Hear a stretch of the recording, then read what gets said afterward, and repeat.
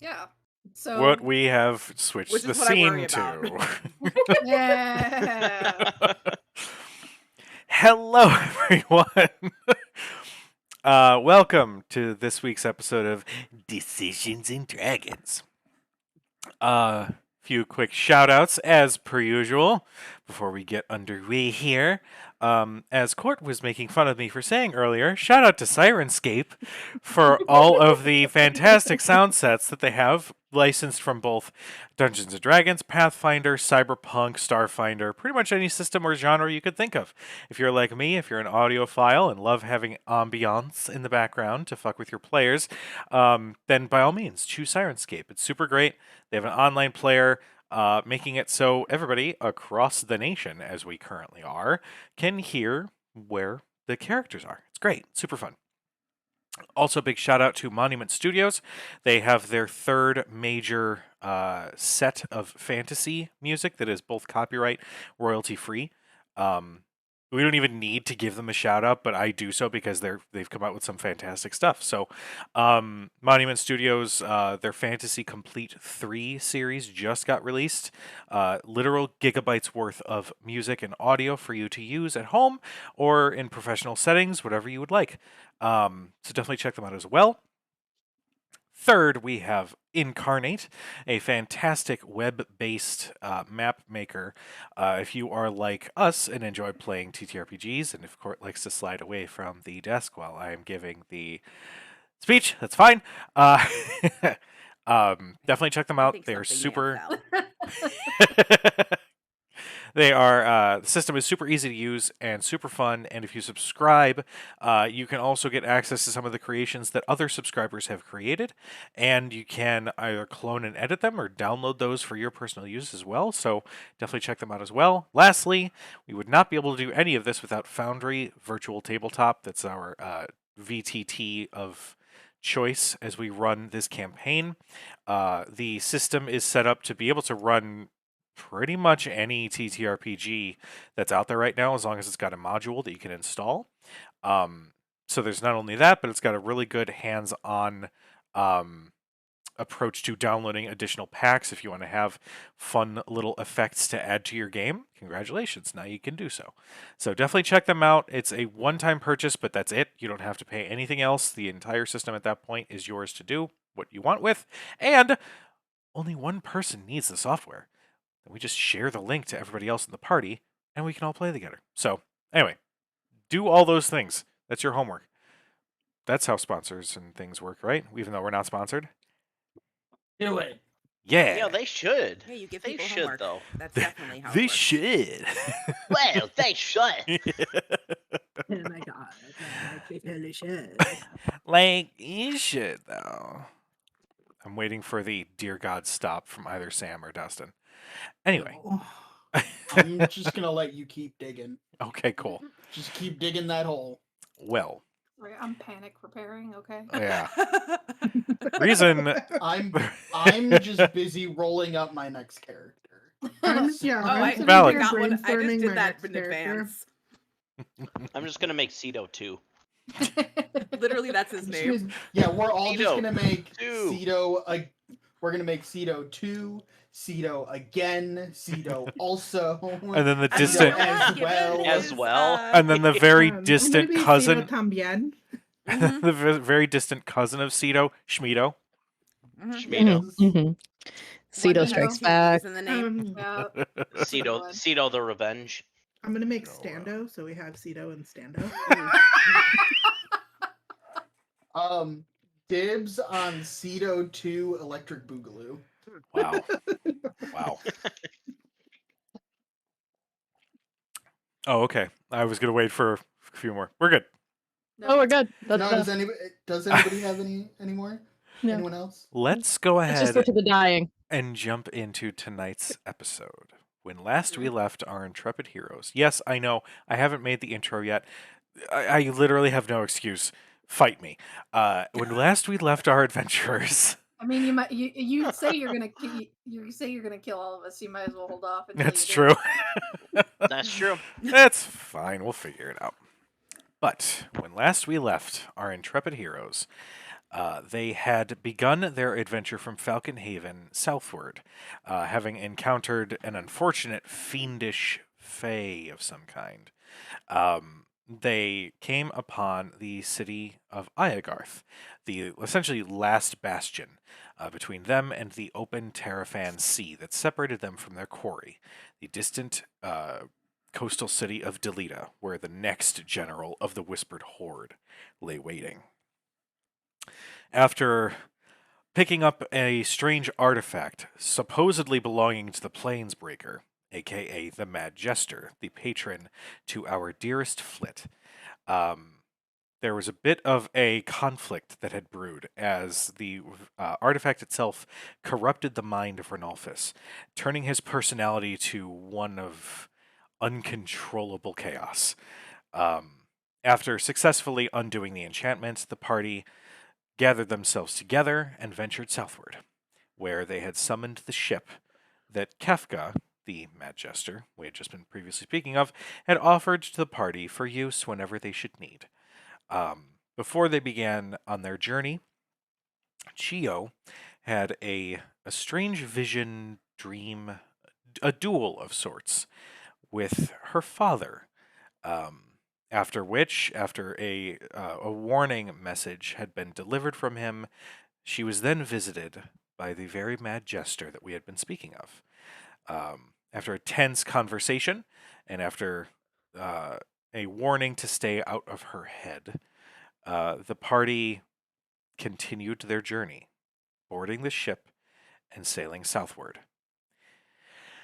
About midway through their journey, however, they came to an unfortunate realization as a whirlpool began forming immediately under the ship. And through an ensuing few moments of chaos, they come to realize that there is a large beast that had been creating said whirlpool that revealed itself. A large snake serpent-like beast with scales of a dragon, colored blue and black, several horns and sort of tendrils sort of sprouting from its snoot, if you will. But it revealed itself and stared down at the ship below, and that is where we left off. So, I would like everyone to roll initiative. Jumping right into it, just like that. Just like that. So we're gonna reduce 20. Yeah. 20. 18. Right. Guys, I got bad news. I'm the cleric. Womp Oh womp. god. All right. Yeah, we'll do it. We're going Do to it. shift, so we've got our Foundry screen open. I'm going to activate the scene.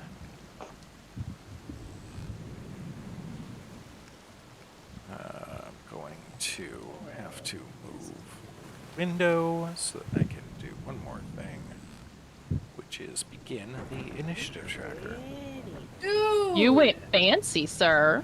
That's Yeah. Lightning Yeah. effects? Very nice. Thank I thought my you. screen was breaking Music. for a second, and I was like, oh, this is purposeful. Happy to cause problems, I think, maybe. Can I Sorry. not just I thought add... Ash's screen was broken for a second. Oh, well, His work setup. Doesn't matter then. well, NPCs. Is there no way for me to just add like a layer effect or anything like that Yeah, to the what you trying encounter to add? tracker? Just something Oh. to the initiative tracker. I do like a little, like, just pull something from like the compendium, Okay. like a token from the compendium, and I make it invisible Yeah. for layer actions and Yes. stuff. Then we'll do this. Guess we know that's a thing. Yeah. Have the Leviathan and his minions. Guys, we know where the layer actions come from. Target the layer actions. I think isn't the whole thing just the Yeah, lair? we're kind of in like a 10-mile. We're literally balls deep in the layer. Yeah, this is gonna be a fun one for you guys. Pardon me while I get my dice Oh, yeah. like a I I professional. don't know what fun means. Which I- druid subclass am I gonna go, guys? I don't know. I have land. I got land, mountain, You got land? dwarf. Okay. All right. Alright. Circle of the Moon is kind of my jam, but like if somebody else wants to go Circle of the Moon, I could do Circle of Stars. Boykin, you got 20, right? Mm-hmm. Okay. Yay. Uh, Is 100% Chio. my jam. 11. Okay. Renalphus. Cleric No. numbers. Cool. Buddy. Malice. 7. Okay. Flit. 18. And Arsinoe. 16. Whoops. Didn't mean to do that. How dare you? I'm fixing it. Okay. So there's that. I'm going to do one more thing. Figure out why the music is not playing. It's playing Storm Sounds instead. Why you'll not do this?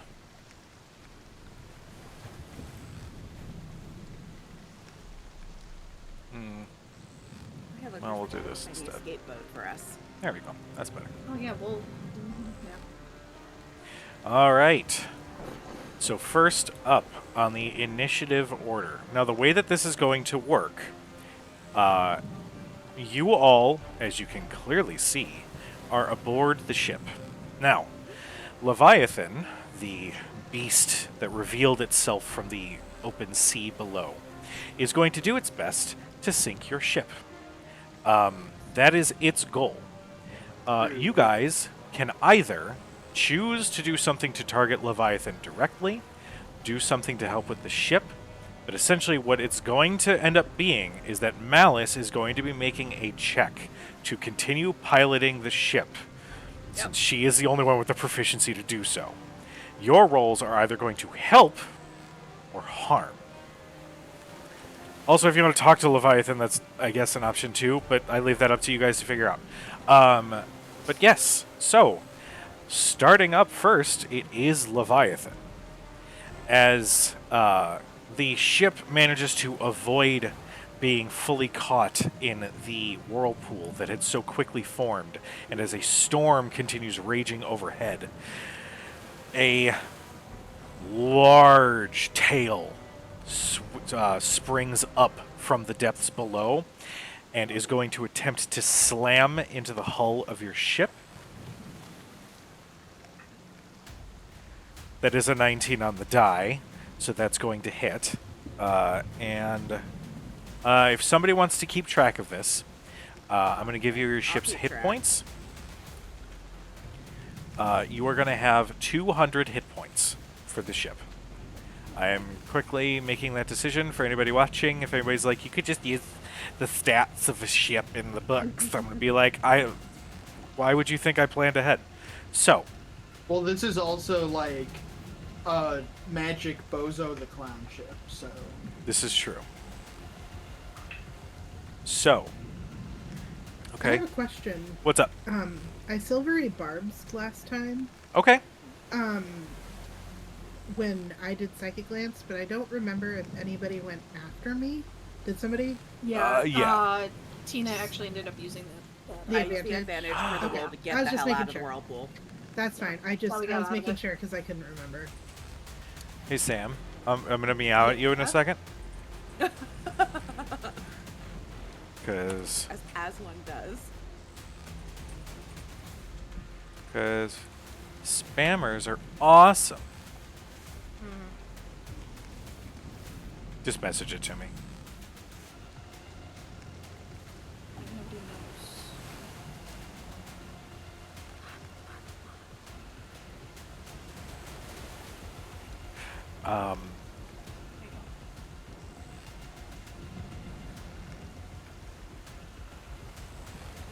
Cool. And I'm going to do this. We're going to quickly do a thing. Boop, boop, boop, boop.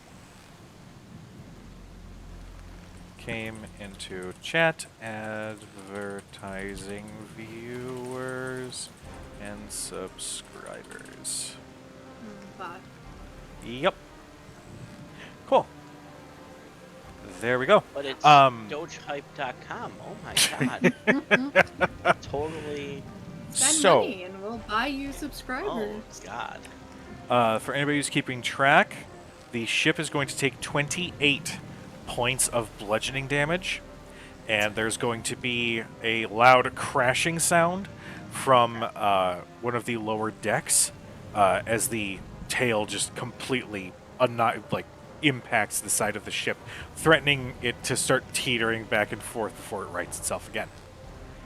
So, that is the Leviathan's turn. Boykin, we come to you. Oh, excellent. So I think currently, So I think I'm currently holding the two. I'm still holding ropes, right, for the Yes. sails. Yeah. So I mean, obviously, is a Leviathan in striking distance? Without me having to like a kick flip off the ship onto his head or something. There. Doing ollie. Like, I'll say after the ship sort of collides with the side, or the tail. God damn it! My brain is everywhere because you're making skateboarding references for some reason. whoa, shred it, bruh. The tail had slammed into the side of the ship. There is a little bit of that form still up against that side of the ship, but it looks like it's slowly starting to dive back down. But in this moment, it is within hitting range, if you'd like. I would say you would have to let go of the rigging to grab your hammer and then move to the side to hit it. I think.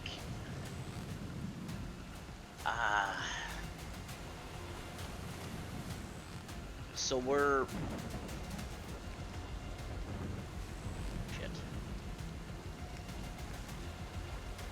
Shit. Is there any way to tie the sails down at all, really quickly, or would that take my full turn?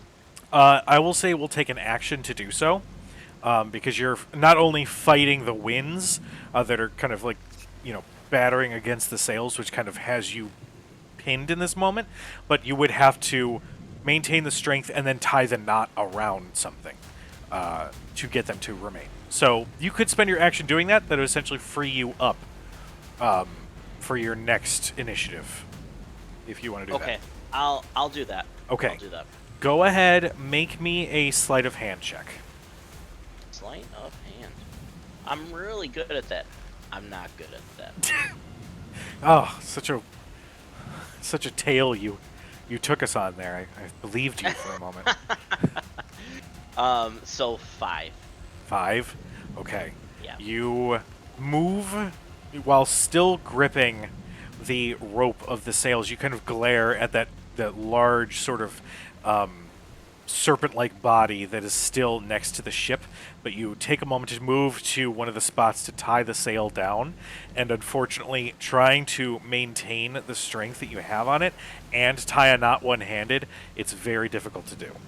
So I will say that right now you are still holding on. You haven't let go by any means, but the ship, the sails are still not tied down. Okay. All right. Yep. Okay. Flit, we come to you. Okay, I'm sorry, where is the Leviathan on this? Is it on the right So- side or the left side? Right now, it is port side, so it is on the left side of the ship. Okay, so it's like right near Flit. How Yes. far away from it would you say that I am currently? If you are right on the edge, which it looks like you are, it is within, like, melee striking distance. Okay. Now my next question, can I use a cantrip as a bonus action? It would depend on the spell itself. Guidance. Guidance, I think, is an action to use? Yeah, I believe that that's an Can you action. Quicken spell. Yeah. So you can quicken Yeah, you can quicken your from an action to a cantrip. bonus Yeah. action. Okay, I then am going to use a sorcery point to quicken spell, Okay. and I'm gonna move over to Malice Okay. here and cast guidance on you, Tina. And then I am going to turn back to the Leviathan, and I would like to cast Tasha's Mind Whip at 3rd level. Okay. So I'll need him to make an int save. That is going to be a 17. Okay. That's the save. Okay. I do meets beats. Okay, so he takes half damage then. Okay. Successful take.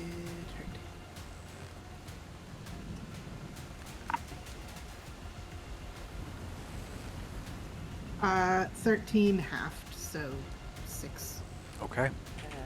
And then I will roll my d20, and I have up to 4. So. If it's a cantrip, you do not have to roll. Tasha's Mind Whip is not a cantrip. Just kidding. Go ahead and roll. Guidance cantrip. Yes. Guidance cantrip. 8. So I'm now Okay. at 5. All right. Ooh, 1 through 5. That's awesome. All right. You cast the spell, and you let loose the psychic energy, and you know that it hit. You know that you did some sort of damage, but the Leviathan, whose head is about 120 feet up in the air, staring down at you, just continues to have this low rumble escape that kind of intensifies as you finish casting the spell. All right. After Flit, we've got Arsinoe. How high are Boykin and Renalphus in the rigging? I was under the impression that Boykin is on the deck holding the ropes. Renalphus, I want to say, was maybe like 5 or 10 feet up. No. You're higher probably than on the that. deck too. No, I'm higher than that. Higher? Okay. Like I went like Climb. up into the Up, rigging. up, up. Okay. So I'm like 15, maybe 20 feet. Oh, Okay. Is what I was thinking. That works If for I me. didn't have time or what have you, or if I had gotten tangled up sooner than 15, 20 feet, because I'm a bear tangled in the rigging right now. All right. He smells like wet then- bear right now because of all the rain and all the water. Gross. No. It's gross. It's not great. As long as he doesn't have a worm hanging out like some bears.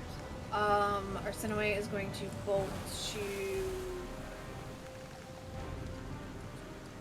25 to the center of the ship. Okay. Yeah, I can see everybody. And cast Water Walk. Okay. Praise. So everyone kind of feels like suddenly you don't feel whatever like rain or like kick up of the sea crashing into you. It almost like comes off as like a hydrophobic off of your clothes and your body.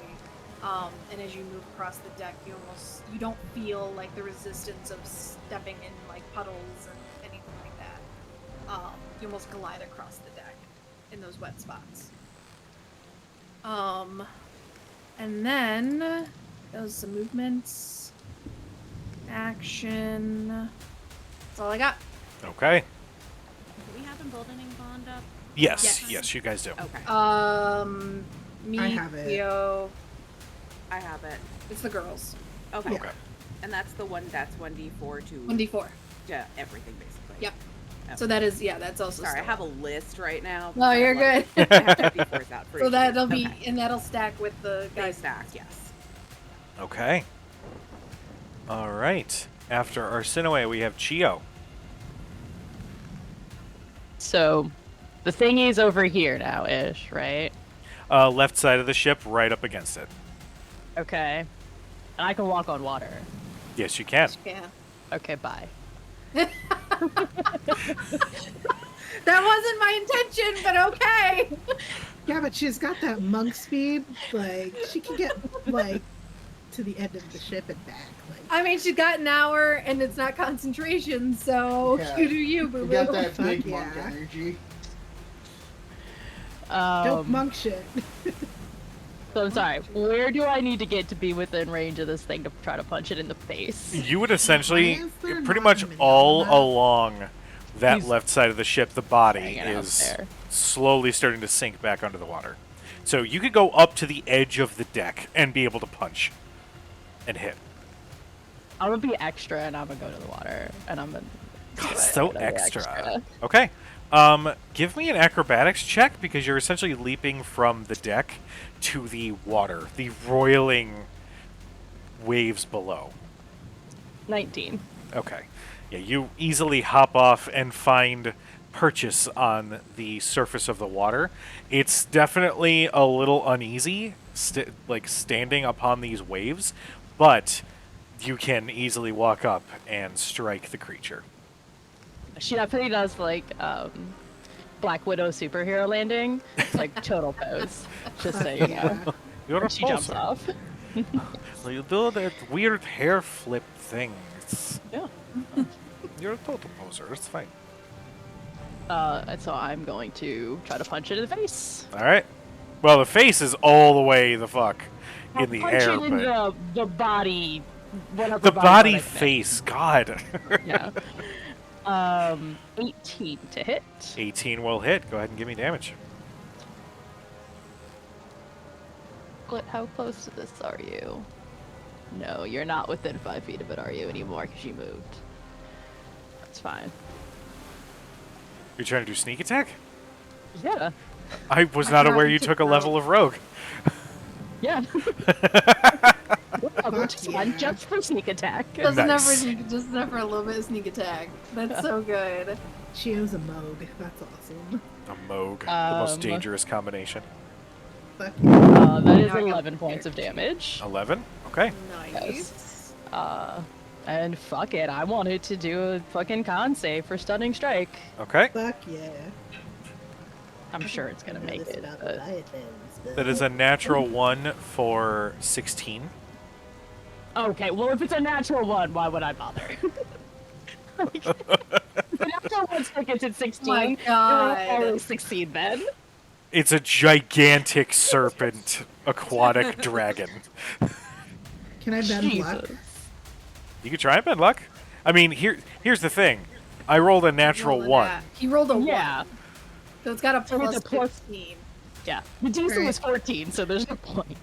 So I'll spend 2 sorcery points and bend luck on the save. So I have to roll a d4 and you subtract 4 from that. Oh, okay. Okay, so it doesn't make me re-roll. It just subtracts from my score. Or from my yeah, roll. I rolled a 2. Okay. So, what did I say, 16? neat. So it's a 14. He is That's a going neat. to use a legendary save to still succeed. That's good. That's 2 though. He used one on my psychic lance too. Okay. All right. Alright. Well, that was just one attack, so I'm going to punch him 2 sorcery again. points, for it. Well worth it. Worth that. 17 to hit. A 17 will hit. Oh, minimum damage. Lame. 6 points. Okay.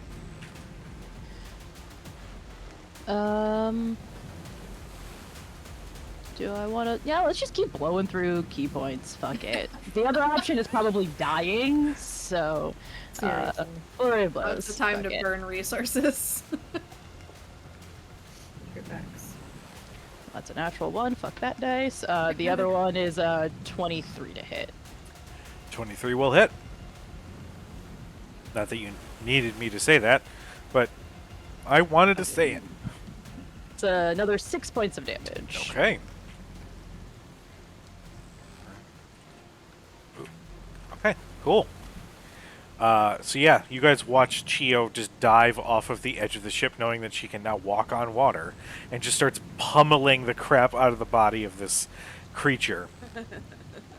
As she does, you see the head. You hear this breath be taken in before this beam of bluish energy shoots out at the ship.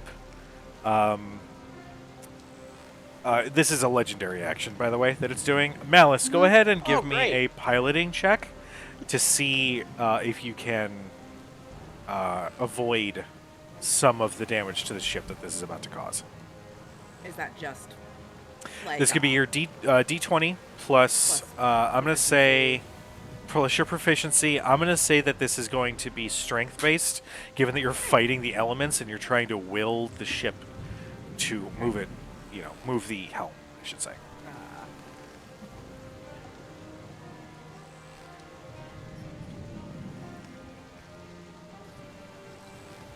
24. 24, okay. So the ship is going to take half. Wrenching this thing. Yeah, you hear that breath and immediately pull on the helm to get the ship to start to turn. Mm-hmm.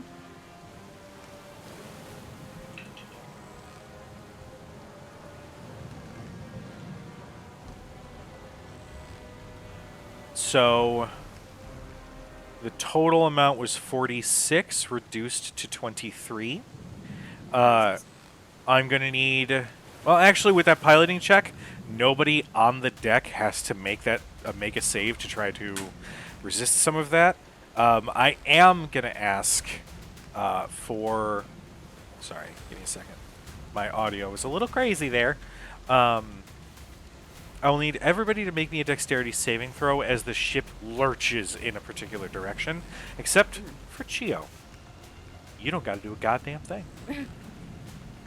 Those within 10 feet of me get their additional +4. I think it's just split. Oh no, I'm in here. Dex save. Yeah. Let me know what you guys get. You So said a 101. dex save? 15. Dex, yes. 21, Wait. 15. 17, sorry. 16. Forgot to add my modifier. Okay, Miss Jackson. okay. 16. Anybody get below a 15? No. Okay. Ryan, that was the slowest eating of a thing I've ever seen. What the hell? He's just All right. enjoying some moon cheese. Ew. Gross. All Actually, right. I'm enjoying Taco Bell's version. Fuck yeah. It's so damn good. Ooh, yay. It's a little ridiculous, actually. As the ship lurches from Malice's quick turn, everybody stabilizes themselves. Nobody falls prone. With that in mind, after Chio, it was Malice. So Malice, it is your choice what you would like to do. You did just make a piloting check to pilot the ship away from its breath weapon. You can continue to pilot to essentially sort of dictate the speed of the ship to continue moving, or if there's something else that you wish to do on your turn, you by all means can do that. Okay.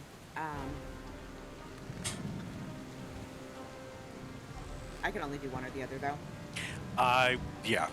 I'd say, Okay. well, actually, it's up to you. Screw it. You guys are the party. You make your own decisions. What am I doing?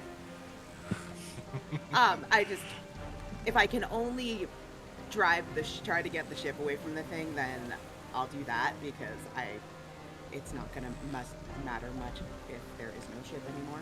Okay. So go ahead and make me another piloting check.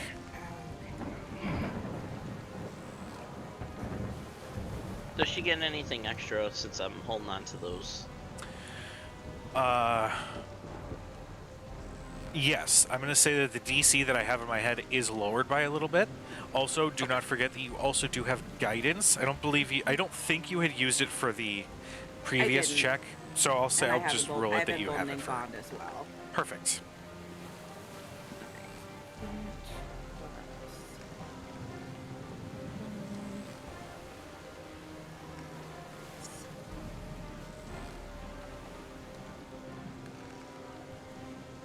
It's 22.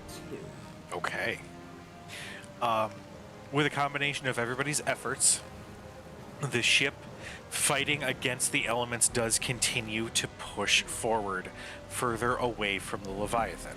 Its head is now about, I'm going to say 200 feet or so away, but its body, as gigantic as it is still reasonably within range. With that, we come to Renolphus.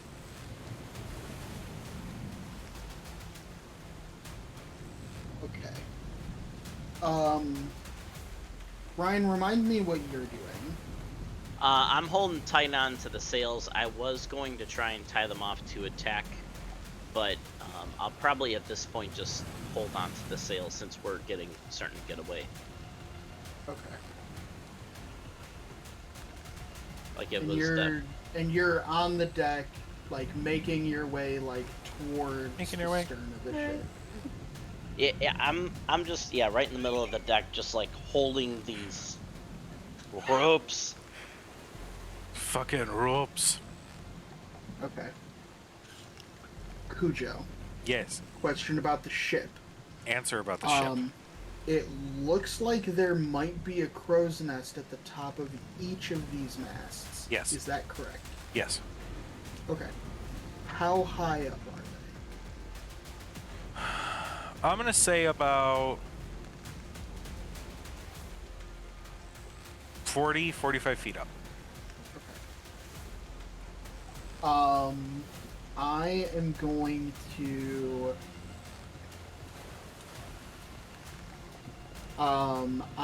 try and climb, and I'm gonna try and get up to the crow's nest. Okay. This mast that I'm on. I will say first, go ahead and make me your choice of either an athletics or acrobatics check to escape the knot that you are trapped in with the rigging. Okay. That is a 14 athletics. Okay.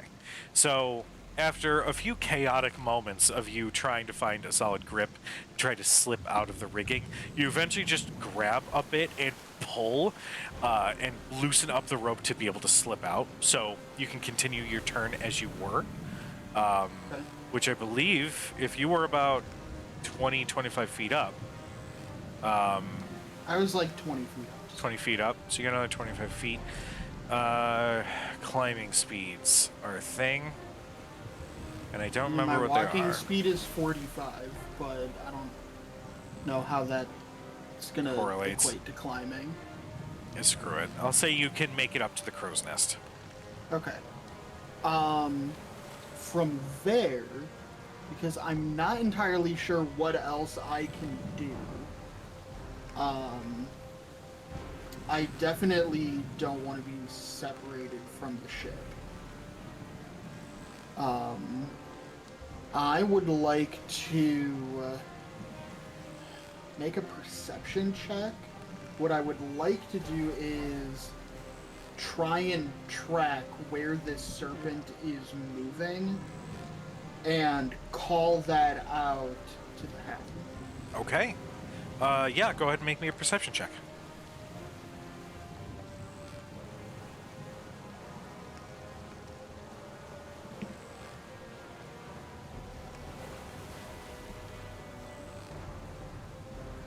Uh, 22. Okay. With a 22, you essentially keep a solid eye on movements of Leviathan. I will say that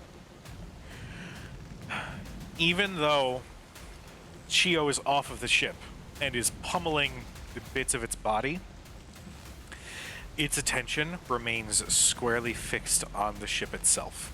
So I'll say that if it does move, that there will be, you'll be able to call out its direction, so you won't be surprised by any means with what happens. Okay.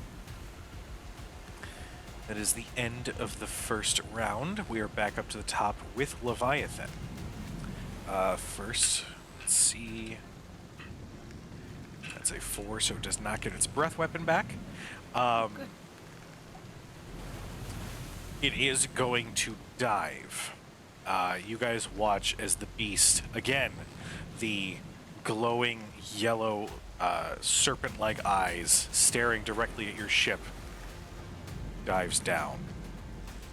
And like a serpent, you see the rest of its body quickly follow behind.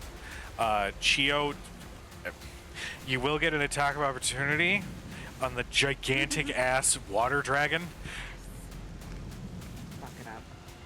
Stunning strike. Is a 14 hit? 14 will not. You strike out as it means to move away, and you make contact, but you don't think that it left any lasting damage behind it.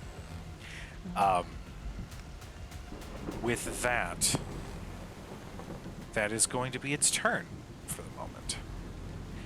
We move to Boykin. All right. So, I think.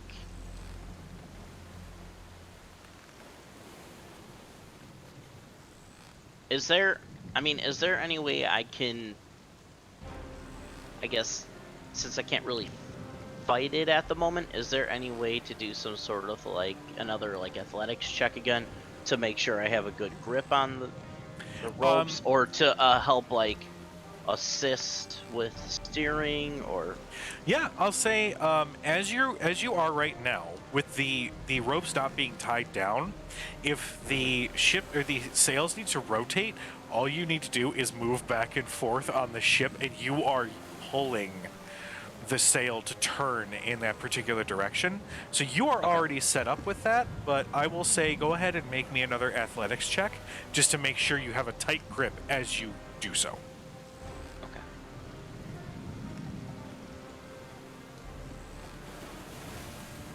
All right. So that is 8, but that's a natural 1. Okay. I'm going to say as you grip and almost, not necessarily to pull back or down, you just sort of flex your muscles and grip tighter, and you feel as the rope in your left hand breaks, and that side of the sail is now billowing in the breeze. The speed of the ship has now been impacted by that. What is the speed of the ship? That is a wonderful question that I don't think I can answer right now. So I will go to D&D Beyond. Ooh. Go ahead, Brian. What you got? I don't know if this applies here, but as a bonus action, can I use grappling strike against that rope? Although it says immediately after you hit a creature with a melee attack. Okay, never mind. You know what? I like the idea. Go ahead and it's basically like an attack roll, right? It would be. It looks like another athletics check. Okay, go ahead and give me another athletics check. We'll see if you can essentially reach up and grab that bit of rope. 14. 14, I'll say that is enough to recover that bit of rope that had snapped. Okay. So you once again grab hold. So there's nothing lost, but there's nothing gained, unfortunately, on Boykin's turn. All right. With that, we move to Flit. It is your turn. Okay. Tina, did you use the guidance that I gave you? Yeah. Oh yeah. You did? Yeah. So my second question, can I see where the creature's head is underwater? Make a perception check.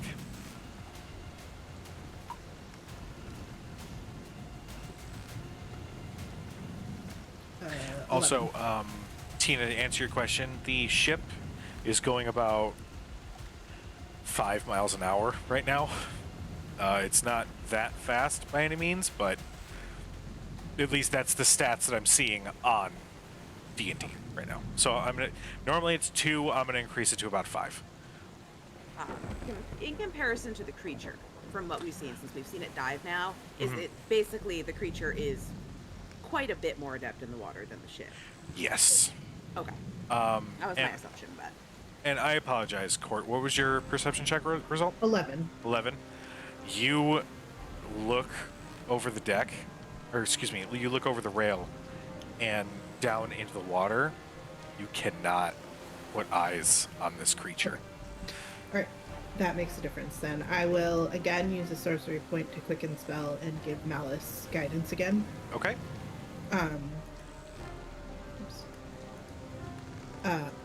And then I will, so I can't see its head, but can I see the creature itself? like where it's at. Just The I know it's entire huge. form dove. So even though the rest of its serpent-like body that Chio had been pummeling, it also went beneath the waves. So there's Okay, this so you can't. So uneasy. it's deep enough where we can't see the body or anything beneath Yes. the water. Yes, it is totally submerged. All right. Fuck.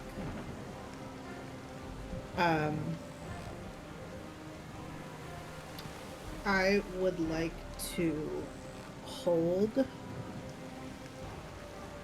a. Fuck. I'm gonna just hold a second level magic missile for when the creature reapproaches. Okay. Sounds good. It's good that you did that, Flit. Because after your turn ends, exploding out from the water, immediately under the ship on the starboard side, Leviathan crashes back up. It is going to attempt to essentially do like a tackle against the side of your ship. That's not nice. That is going to be an 18, which is going to hit. So that is. Is this something that I can see and give any kind of warning to the rest of the crew to brace? Yeah. You know what? Yes. As a result of this, what was going to happen was going to be a dexterity saving throw once again for all of you to remain on your feet and on the ship. But with you calling it out to everybody, I'll say that everybody will get advantage on that roll. So dex save with advantage. Yes.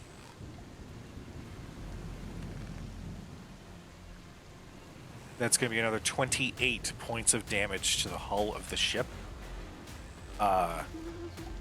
As it crashes above the waves, you can hear this screech come from... Oh my god, I opened the wrong program. Now it's like, oh my god, you want to use it? No. No.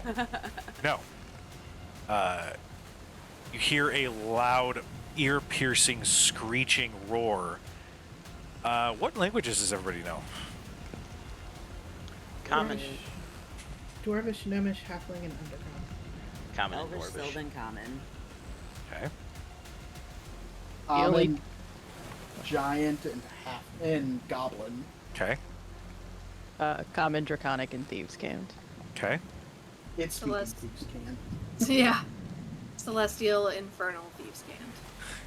It's It's really talking weird about them that it tomatoes was about again. Tomatoes? Yeah. Yeah. Sea tomatoes? Sea cucumbers. Chio, you can hear, sort of hidden below the roar, You bring ruin to my sea. just echoing out this multiple-voiced draconic speech emanating from the serpentine beast. With that in mind, So since I was holding magic missile when it came up, would it go have ahead. gone? Yep, go ahead. Hit me with that magic missile. Oh, No. Oh my No. god. Nope. You're about to set us all off on a Oops. tangent. Not on my Christian Minecraft server. Oh my god. Nope. That's gonna be at least 3 Hail Marys before I go to bed tonight. Save it for the OnlyFans. 12 points of force damage. Okay. But that was also a leveled spell, so Yep. Unicorn. Not a fireball. What is a not unicorn gonna fireball. do on a ship? Be Yeah. irate. Yeah, I was gonna say, Okay. just be angry. All right. okay. I just like so- seeing him. He's nice. We chat. I speak Celestial. You speak Celestial. I think All right. he just wants to help us. I think he's volunteering. Flit, go ahead and give me that I feel percentage. like I can connect really. 99. Oh shit. That's real high. That's real high. Okay. It feels a little underwhelming. You regain all expended sorcery points. That's good. That's awesome. That's good. Alright. That's nice. Kefka's like, no, you. No, I got you, darling. He's just like, boop. You just like slip an extra couple bucks in your pocket. Yeah. Like your grandma. Like you go. Yeah, let's Spend it on buy something something nice. for Don't spend it yourself. all in one place. There's also a Werther's original. Yeah. Get Yeah, out of Listen, here. I enjoy Werther's original. They're caramelly and They're delicious. For It sure. might be one of Delicious. those little strawberry things too. a cream saver. Oh No, my the god. ones that have No, like like the chili center that are always really stale and Yeah, and really sticky. Yeah. They just came back Don't out with cream anyone savers. ever besmirch the good name of my old man candies. Oh, they're I love sugar-free as Werther's. well. I They're could eat those. disgusting. No, they're gross. Hey, I will sugar-free admit the candy is great sugar-free, for it's multiple not- things. All right, gives you low carb snack, and it cleans you out. I was gonna say. Hashtag not an ad. Yeah, Hashtag not You know sponsored. what else does yeah. that? Sugar-free Werther's. It'll clean you out.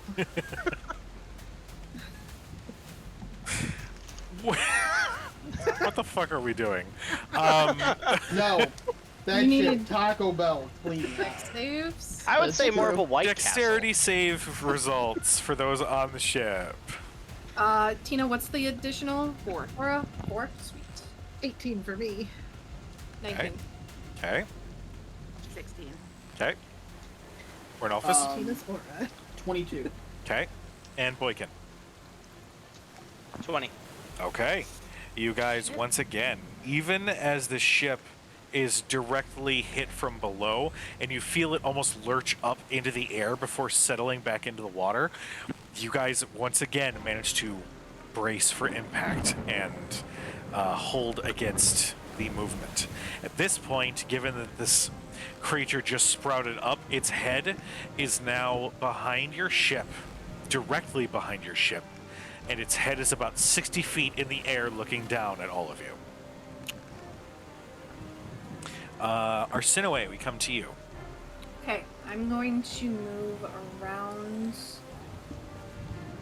Move around the mass just a little, so I can see everybody and this nasty thing. And we're gonna do a guiding bolt. All right. Go ahead and give me that attack check. Oh, 19. 19 will hit.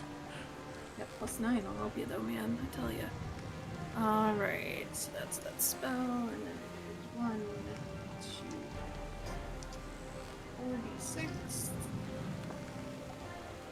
Okay, 20 points. Holy Radiant shit. damage. Okay. Heck yeah. Real good.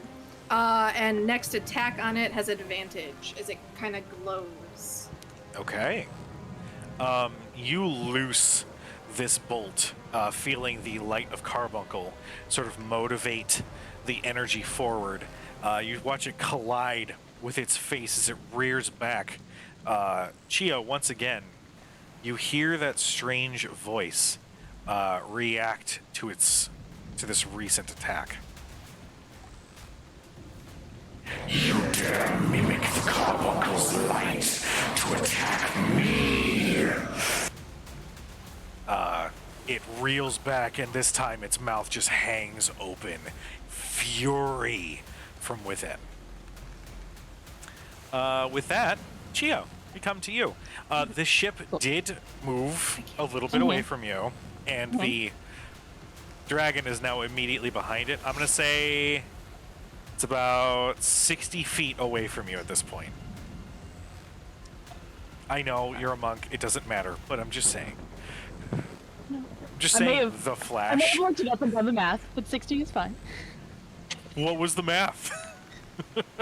Well, 5 miles per hour is equal to 7.33 feet per second, and so it's a second. It's about 44. It's 7.33 feet away then, fine. Well, Whatever. That, well, Nerd. times 6, because it's been a couple. You know, this is Rhodes derailing this ship encounter to keep the vibe going. I have a theme. You gotta do it somehow. You don't have Realistically, magic, it's so. not how fast that they would have moved away. No, Her and then Biven the character winds is, pushed it. 60 is totally fine. Okay, so The Biven character is Thurston's soulmate, y'all. I mean- Yes. Okay.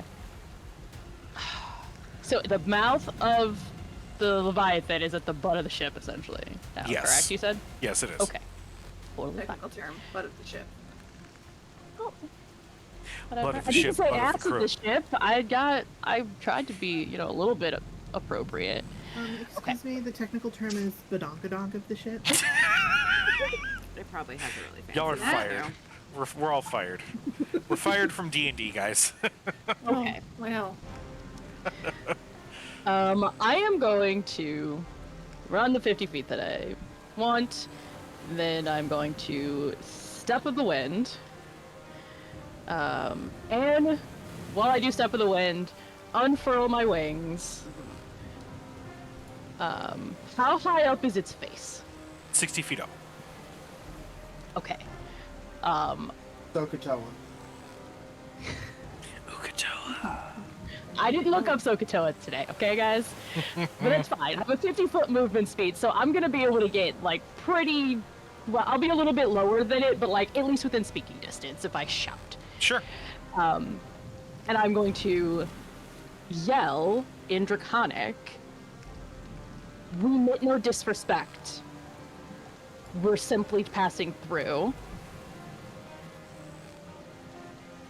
Carbuncle's light will not touch you again. We will leave immediately." You carry the Planesbreaker amongst your number. I can sense it. Can I Chio, reply? My the action got me to reply, or I'll say you have the action economy to reply. Let me know what you're going to say. okay. Say what you're going to say. No, I'm gonna say my piece and give it a shot. The Planesbreaker thinks he's in control of this situation. We're using him to end the violence that's taken over. I will need you to make a persuasion check. Really wish I'd taken Draconic.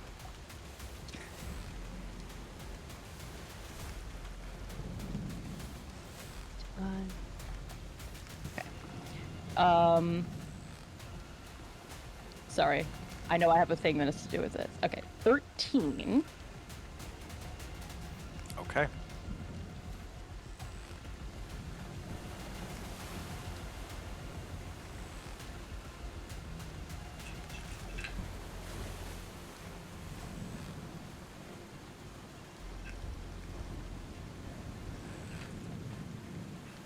For a moment, that seething energy emanating off of this dragon seems almost unbearable after you speak.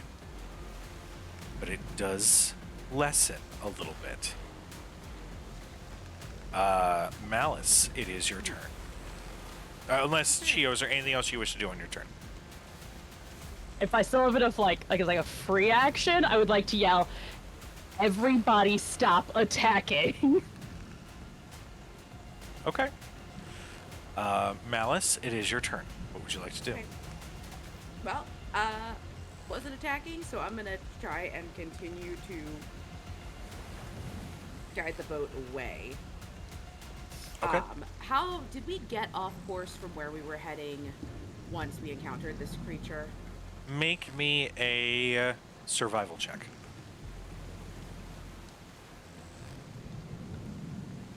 Uh, 15. With a 15, you kind of went down the list of maneuvers you had to right the ship with, and you did get put a little bit off course, but it's nothing a simple quick turn Okay. could, fix. So, Yeah.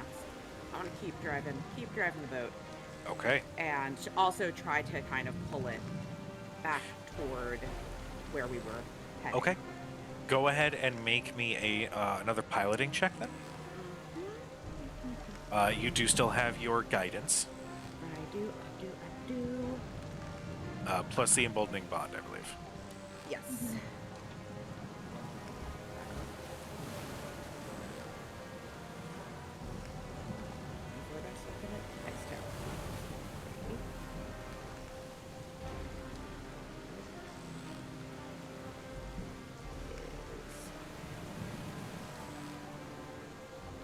was a 20 this turn. Okay. An 18 is what you needed. You right the ship and just continue to remain at the ready in case this creature decides once again to start laying waste. So, but you right the ship in the correct direction. Rodolphus, it is your turn.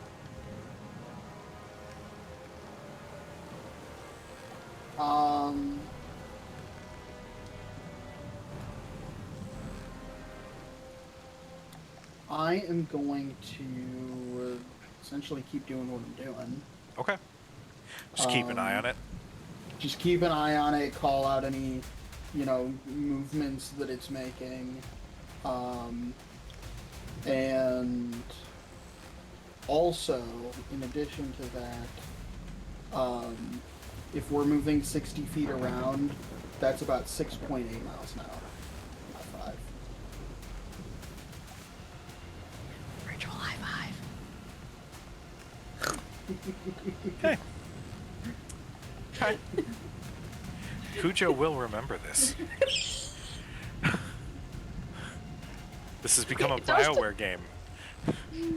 Dustin and I are the two that also stopped playing once to relearn trigonometry in order to finish something once. It's like a whole thing.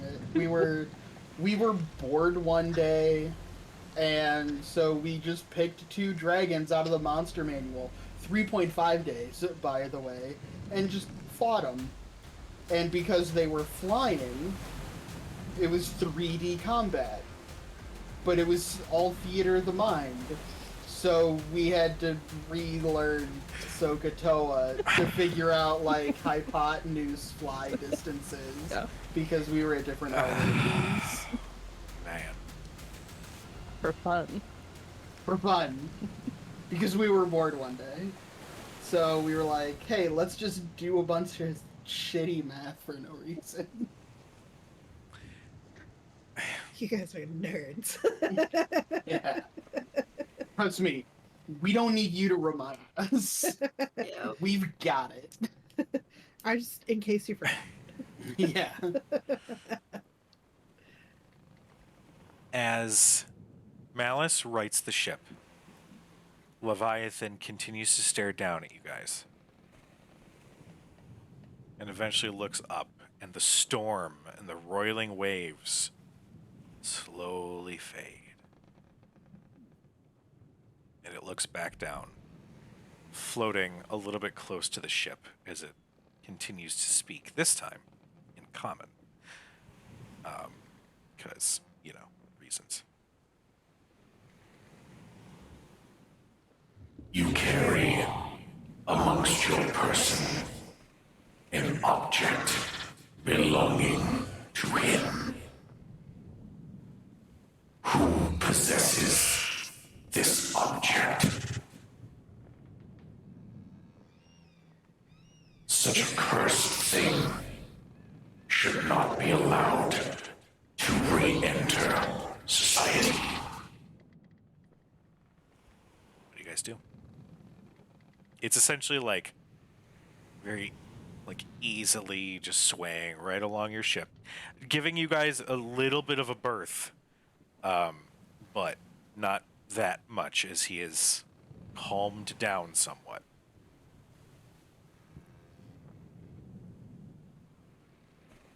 If we return it, would you keep it from being found and brought into the world once again?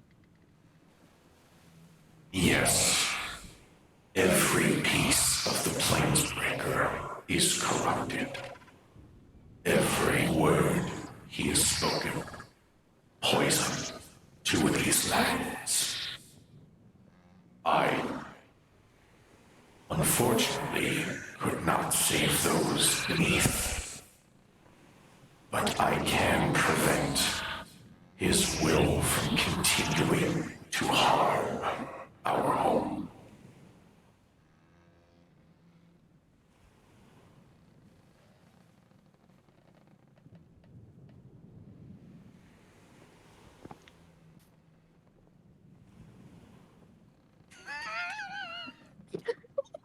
fair. Ah, I don't want those things near us. yeah. I I don't. mean, I don't want to hold on to some gross ass teeth. Cujo, I want to make it an insight check. Go for it. I'll say, for some reason, as you are reading Leviathan, you get this extra little bit of intuition as you are reading his movements. Roll with advantage, as Midgard Sormer is providing some advice to you as you currently bear his soulstone. That is a 22. With a 22, you can tell he's still at any moment ready to pounce. If you guys refuse, if you guys attack, he is ready to throw down. That's something he seems to always be prepared for, but at least in this moment, he is allowing you guys a moment to not make the decision. And as you are continuing to read him, you actually can feel Midgard Sormer speak directly to you and says, Leviathan was always somewhat temperamental, very protective of his open seas. He means well despite his behavior. Can he be trusted? Earn his trust, and it will be ironclad.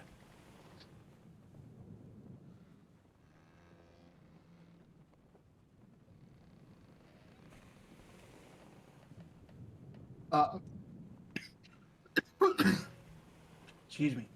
You're good.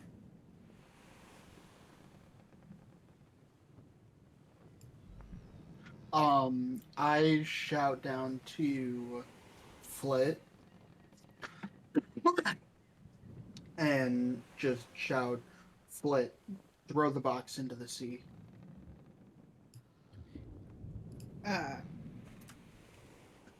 I'll go over to the bag of holding and take the box out. And walk up to the edge so I can see the Leviathan and just say, we only wanted it so that we could keep it out of the wrong hands. We may be using him, but we're not trying to harm anyone. Just make the world better. And then she'll, Make a persuasion check with advantage.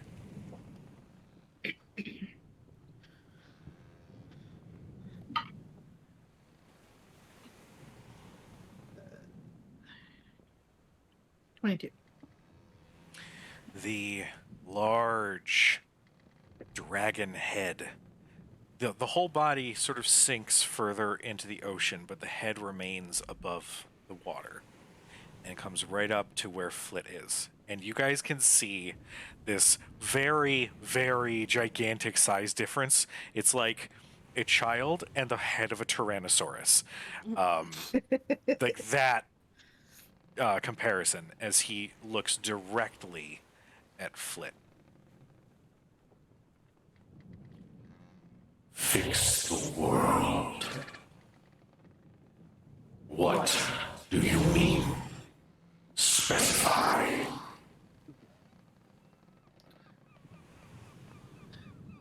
The Whispered One has made the world, our realm, a horrible place of demons and death, and you don't even see the sun anymore.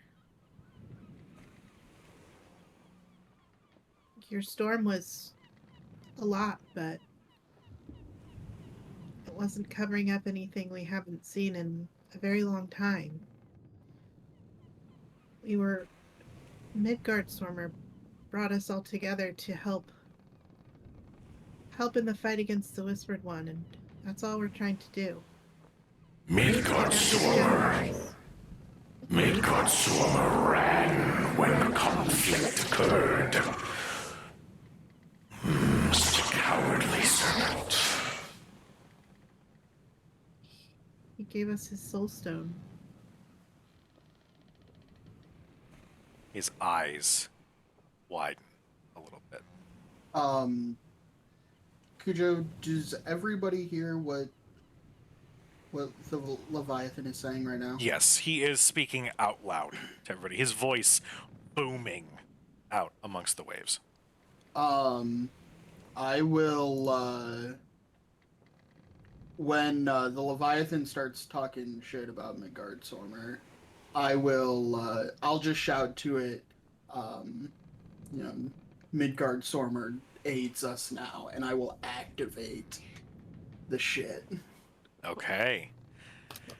You hold the stone up just as Leviathan's head snaps to look at your direction like a cat caught unawares and sees that muted gold stone glow, and with a torrential crash, a second serpent creature has dove into the water and sprouts its earthy-like head from the opposite side of the ship. And there's this strange moment where they have this very territorial growling, almost like a pissing contest, and your ship is caught in the middle. Point of order. Yeah. As this is happening, because no attacks are being made and we're conversing with the Leviathan, I do not currently view it as an enemy. Okay. I want to make that perfectly Sure. clear. Totally gotcha. That's sort of what I figured when you summoned Midgard Sormer, so you're fine. I just want to be hey, he's right here. He's helping You're us out. talking shit Don't on the be a dude who's dick. right fucking here. Yeah. Talk shit, get hit. Yeah. But there's this moment of awkward tension as you're witnessing two gigantic ass creatures literally glare and growl at each other while your ship is placed in the center. Eventually, that growling, that pissing contest between the two eases. And even though there's no words being spoken, you can see this unspoken communication between the two of them. That it just sort of manifests as this stare between the two, before eventually Midgard Sormer almost bows his head, almost like a sign of respect, before the image of Midgard Sormer slowly starts to glow and become this beautiful sort of collection of sparkly energy that slowly is absorbed back into the Soul Stone.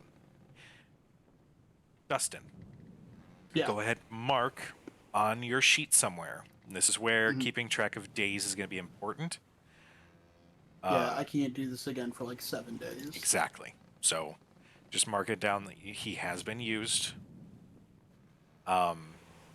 But Leviathan, again, sort of returns back to that position, looking directly across from Flit.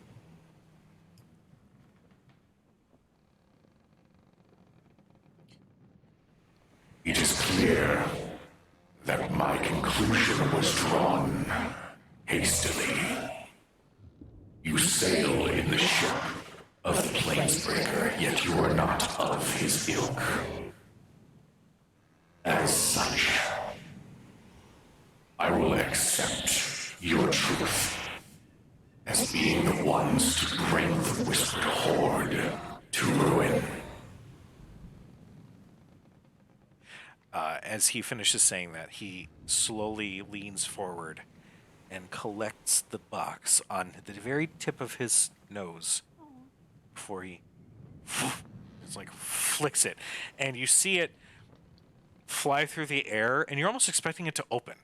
Physics dictate that something flung with a flimsy-ass little hatch in a box, it's going to open, teeth are going to go fucking everywhere, which is gross but also dangerous, and something wills it to remain closed as it splashes gets into the the water. box, can I put my hand on his snoot, On his snoot. and just say, "We meant no disrespect to your realm."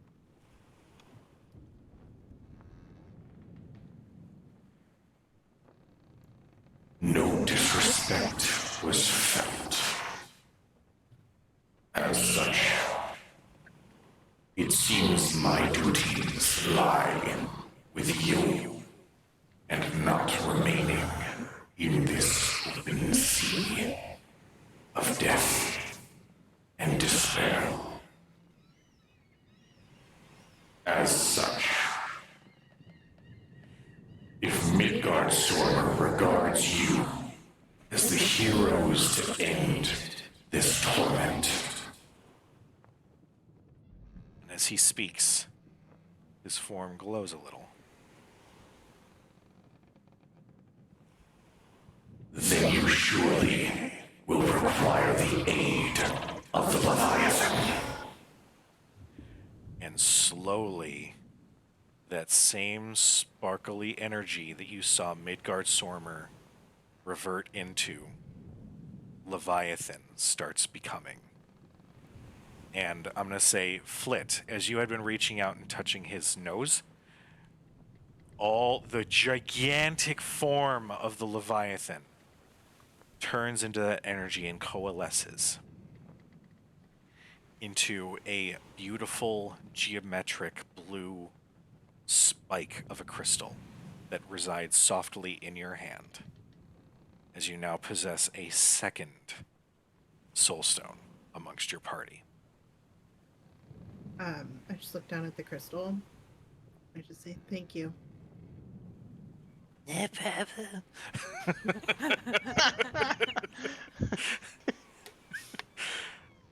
You get this warmth in your hand,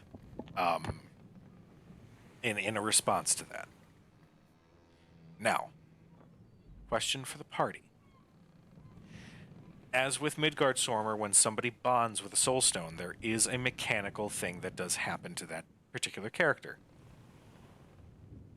Does anybody want to be bonded with Leviathan? If he's draconic in nature, then Chio would probably be inclined, given her being of the Dragon Clan. Go for it, Chio. Unless all, anybody else is like, I want to do it, thanks. We heard you talking to him, right? Wait, we heard you talking in Yeah. draconic to Yeah. the serpent. Yes. Then I'll go over to Chio and just say, "You can talk to him in his native tongue. You should take this." I'll hand you the stone.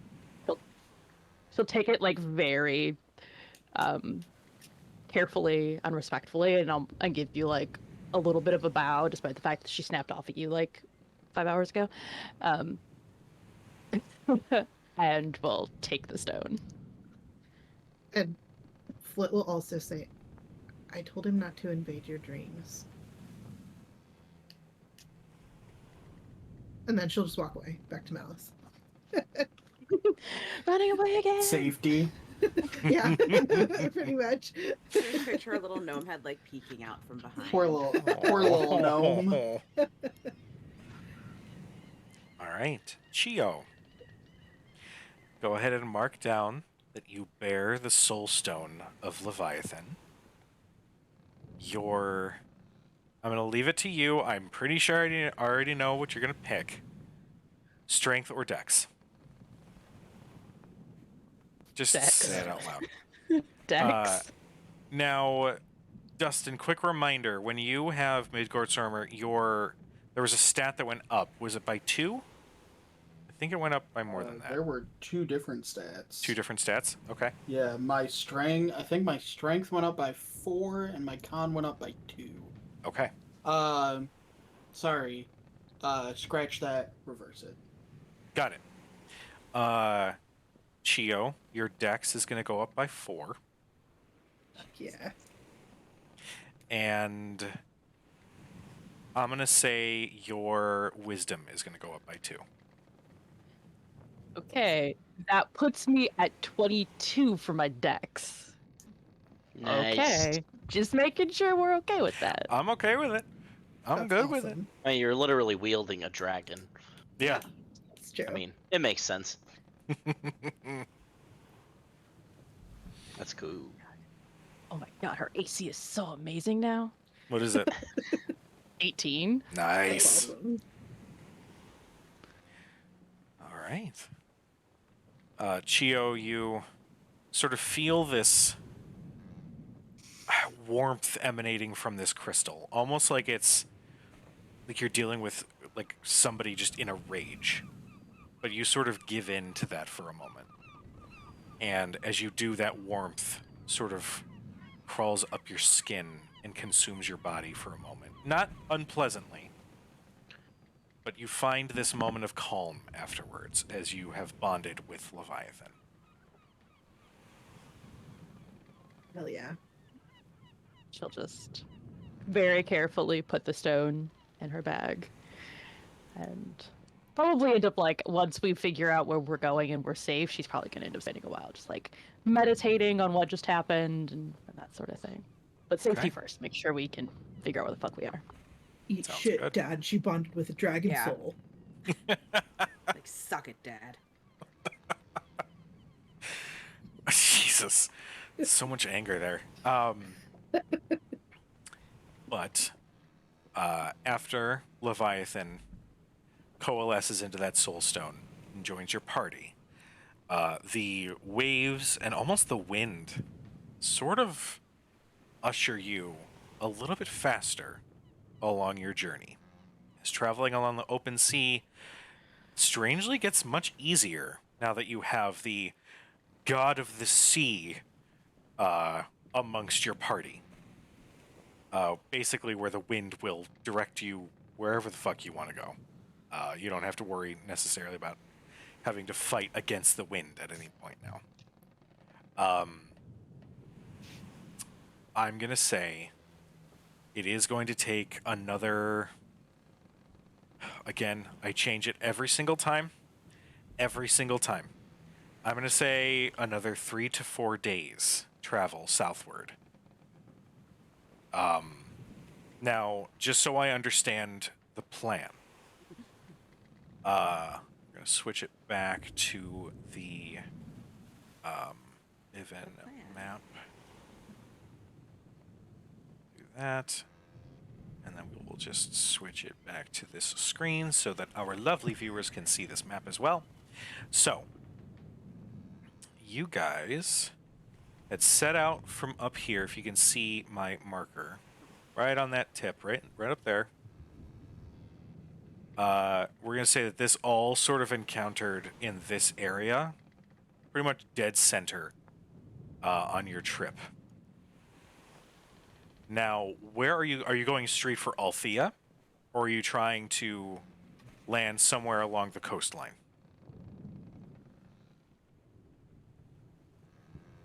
Were we going to Althea? I think Althea's too far. I thought we were doing Delita. We can s- Yeah, I thought we were headed for Delita, or like the coast around that area. Or, yeah. the coast at least, and then seeing what our supplies were like. Yeah, so like right here in this Next. bay, there appears to be a town should be there. Unknown if that town still exists. Because Gujo, Okay. our Senway would know like the general path of the dragon, I was just gonna ask, like, right? as we Yeah. get closer. Like how far north it goes, how far like at least how far north it would go, not necessarily Yes. how far like what east it goes. Like if it goes beyond the bastions, like beyond Bastion's End or anything like that, but like at least it towards Delita. Right. So, as you have come to know,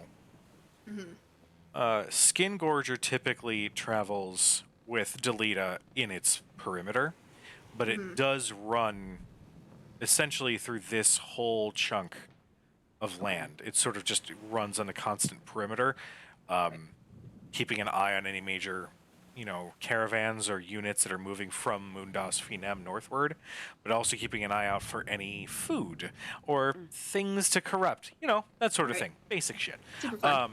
Great. Dragon stuff. Yeah. Cool.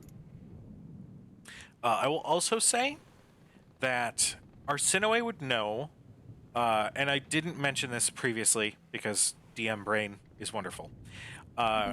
It's not. Brian? You get over there, Brian? Chat, I just saw Brian's little marker go nuts over the little town at the end there. You would know that there isn't so much a town as there is a very small grouping of houses, like a very small village that Small fishing village or something. yeah, it's very removed. It does not really provide much of any resources to the Whispered Horde's, army. Right. Patrols occasionally pass through, but it's so out of the way that they really just don't care at this point. It's not like anything's going to come out of a fishing village. So that's sort of their thought as to why that is left relatively unmoved. Some decent people there. You've passed through once or twice. It'd be a good place to dock, to make land, at least. I was going to say, we probably want to get rid of the boat as soon as we... They won't. They're good people. They won't. The Whispered One pays no attention to that village. We have safe harbor for at least getting there and making lands, and then we can decide where we go from there. Delita is crawling with Horde, Okay. but also provides supplies. I do have an alternative in the forest, but there's not going to be much there Forest? in terms of food or much else. Is that further? Southeast of the fishing village. Okay. So it depends. I guess it depends by the time we get there if we're gonna need supplies.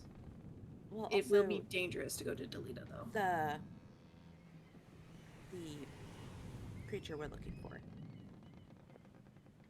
Do we have to worry about it coming across us on the way in? It doesn't really care about the fishing village, But does it? but Should we be we looking will up? cross it. Yes. Okay. As soon as we leave that village, absolutely, we will cross its path. What at about some sailing point. into the village? Does it come out over the sea at all when... Good. I'd probably assume it sticks mostly landbound if they don't care about the village. Yeah. The Terrafan Sea is It doesn't matter. Like they byproduct. don't It care. doesn't. Yeah, Nothing has crossed that really. they've done the damage to it. yeah. That there's no reason to. They better to release the resources in other places. Yes. Okay.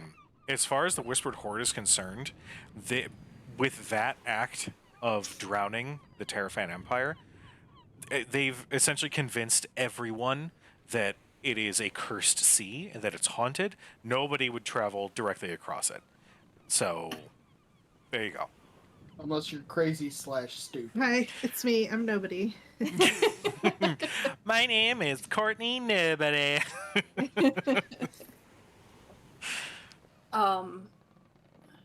No, we won't be getting. We won't cross into its territory until we hit further inland. Docking at the fishing village, relatively safe spot to get to land, but at least. Okay. Well, the fishing village sounds lovely. At least a place to get ashore, land. get caught up with, well, whatever's happening down here. Mm-hmm. And then we can decide from there. Yeah, we gotta see where we go from there. Is our boat going to scare these people?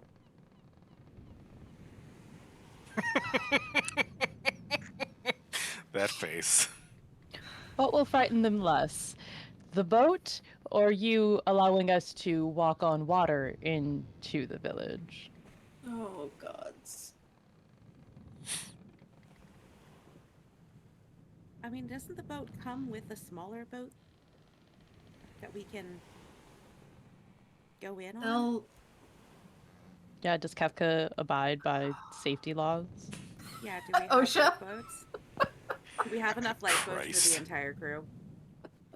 I just appreciate that we're like, yeah, you should, Kefka, make this thing into a flying boat. As opposed to just like, hey, can you just kind of slightly change the color scheme just, of this like, so it's tone it not as down a little? noticeable? Yeah. Oh no, the Instead flying of making boat it a parade float? Yeah, can we Oh just no, make it no! more Parade float pastels, in the maybe? sky, vomiting rainbows softer? definitely will get the attention of anything we're trying to find. Oh. You know, you I like to definitely- think You all I like sound to- so ungrateful for me gifting you a magical vessel. It's like, hey, dragon fuck, come get it. Yeah. I like to think that the color scheme of the ship is the parrot paint Mhm. scheme. That's from exactly Sea what of it- Thieves. I was thinking that like a half hour ago. Yeah. Very It, Mardi it Gras looks like a float. Mardi Gras parade float. Uh-huh. Flit will, while they're having this conversation, Flit will just get kind of quiet, like she's standing next to Malice, just in her head. Mr. Kefka, is there any way to make your boat a little bit less flashy? Why would you want that, darling? It's beautiful. It catches the morning sun. Oh, Well- right, the sun hasn't been seen in quite some time. I forgot about that. Well, I agree. I really like the color scheme, especially the captain's quarters. I really like the polka dot wall. But I just wanted to tell you that we don't want to scare the people of the land that we're going to. And we kind of want to, I'm sure you can appreciate a stealthy surprise entrance. We're kind of going for subtle so we can pop up and be like, surprise, it's us. Pow pow. You know what I I mean? didn't think about that. Ooh.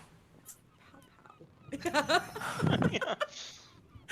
Oh, Jesus. I Yeah, really actual hope that this dogs. conversation is happening like silently, but She it's probably like always it's said, like, doing all yeah. of the hand gesture. Just Yeah. look down and be like, what?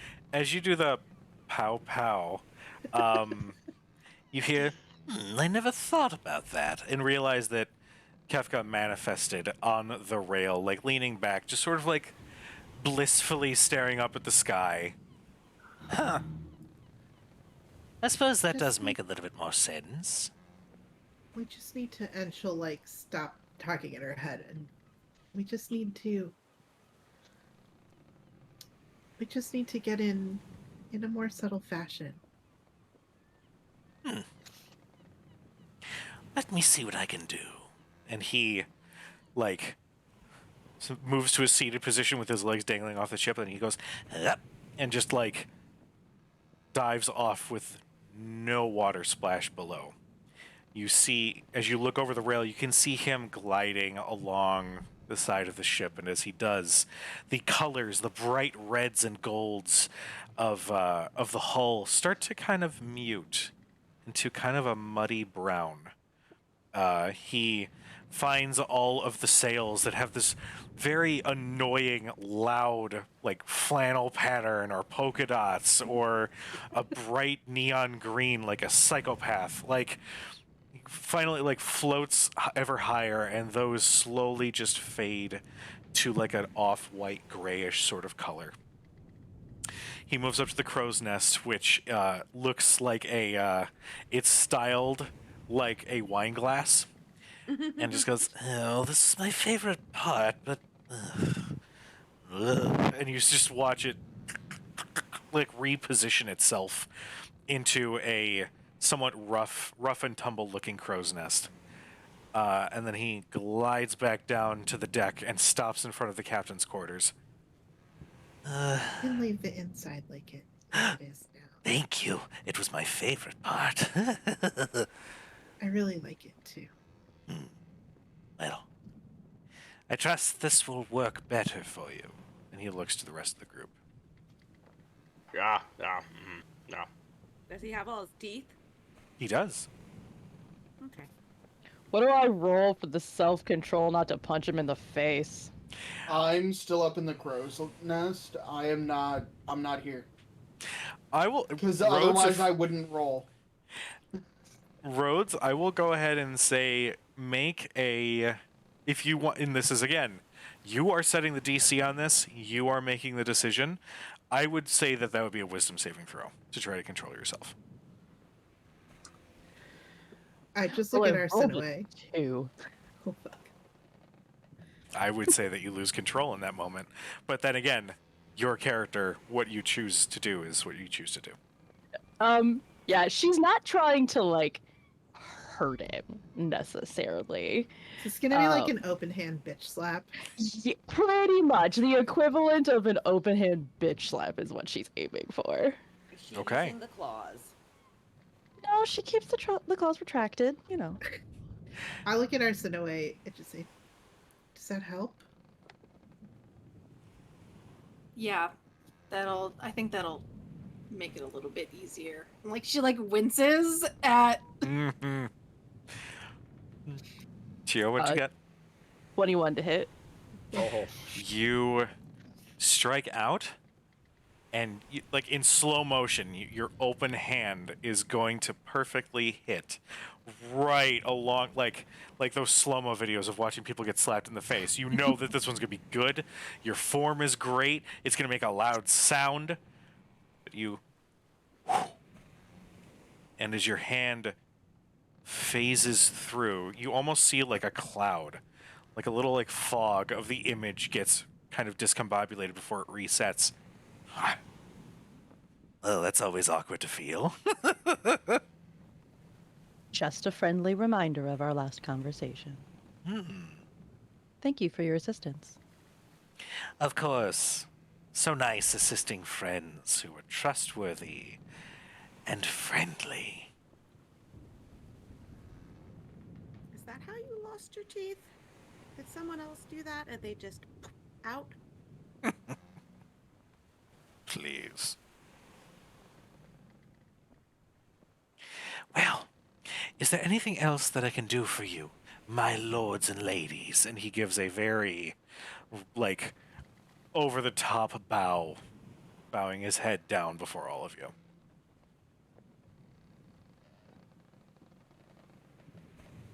Any new news about the Drake?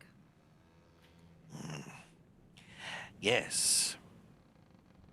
It appears with Diablos' untimely end, which, by the way, nice job over there, dwarf boy. ha! The Whispered One doesn't want many people to know this, but his actions are getting a little bit more irregular. He's a little bit more on high alert.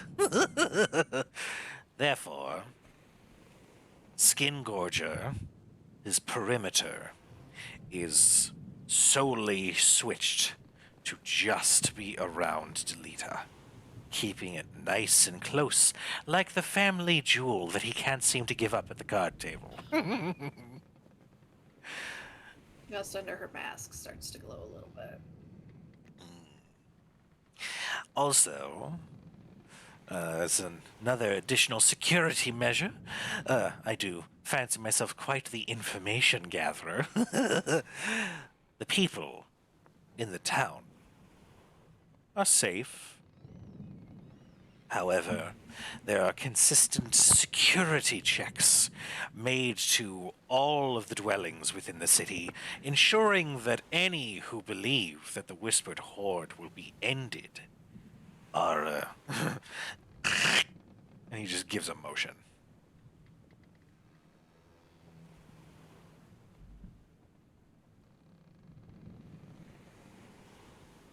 She immediately steps away. Kefka keys into that. Oh, sorry, I didn't mean to upset you, darling. But such is the state of the world that we live in, at least for now. I cast sending. You cast sending. I will. Shit. Yep.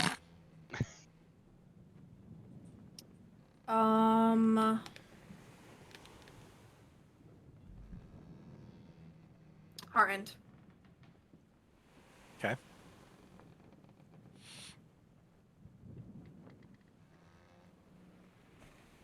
Brother. Is everyone okay? I heard the news.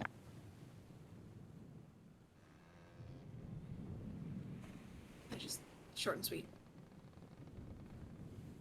Now, I'm terrible, which you have like No, a you're good. million.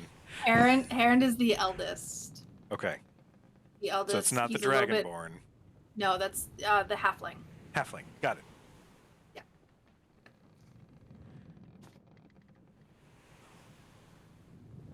Oh, this is creepy. Hey, kid. We're okay. For now.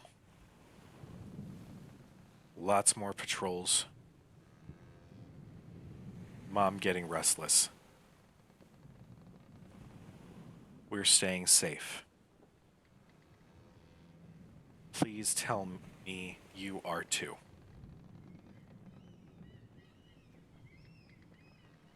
I'll burn my last spell slot. Oh no, I guess it's been 3 or 4 days, so Yeah, you've definitely rejuvenated your spell list. So another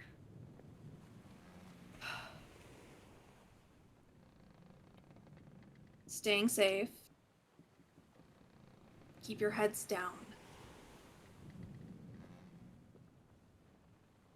Keep an eye to the east.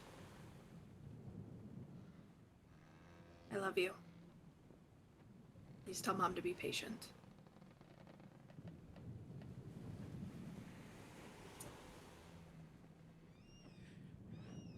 I love you too. What's east? Any particular reason?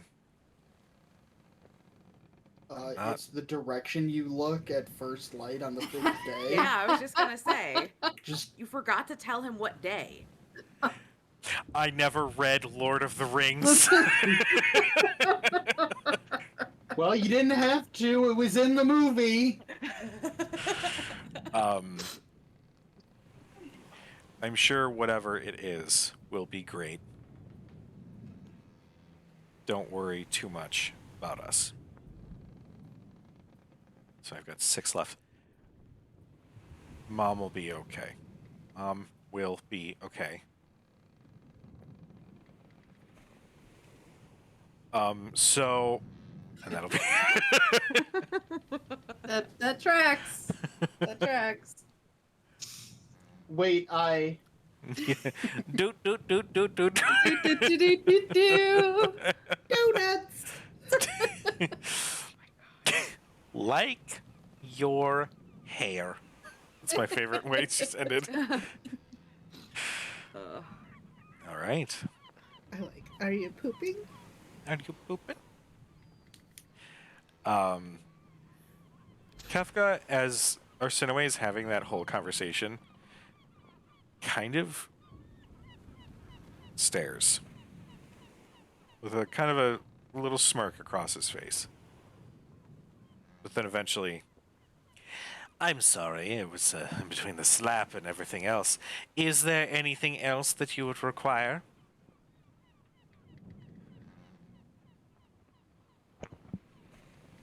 No. It's gonna be really weird when Brian's in the bathroom peeing. Yeah. No. Just You're pissing making sound. those grunting boykin sounds, and it's gonna be like, sir? Yeah. You go poop or you bring Right, character. mute your mic. Mute your mic. Mute. Mute. Mute. Oh god! Oh god! I Oh my regret God. nothing. Side note, after we're done with the stream, remind me to tell you a work story about that. Oh God. That's no. horrifying. Oh, Just terrible. putting that out there to remind me. Well, as usual, just call upon me if you require any additional assistance. And he bows once more, and in a blink, he vanishes. Aye.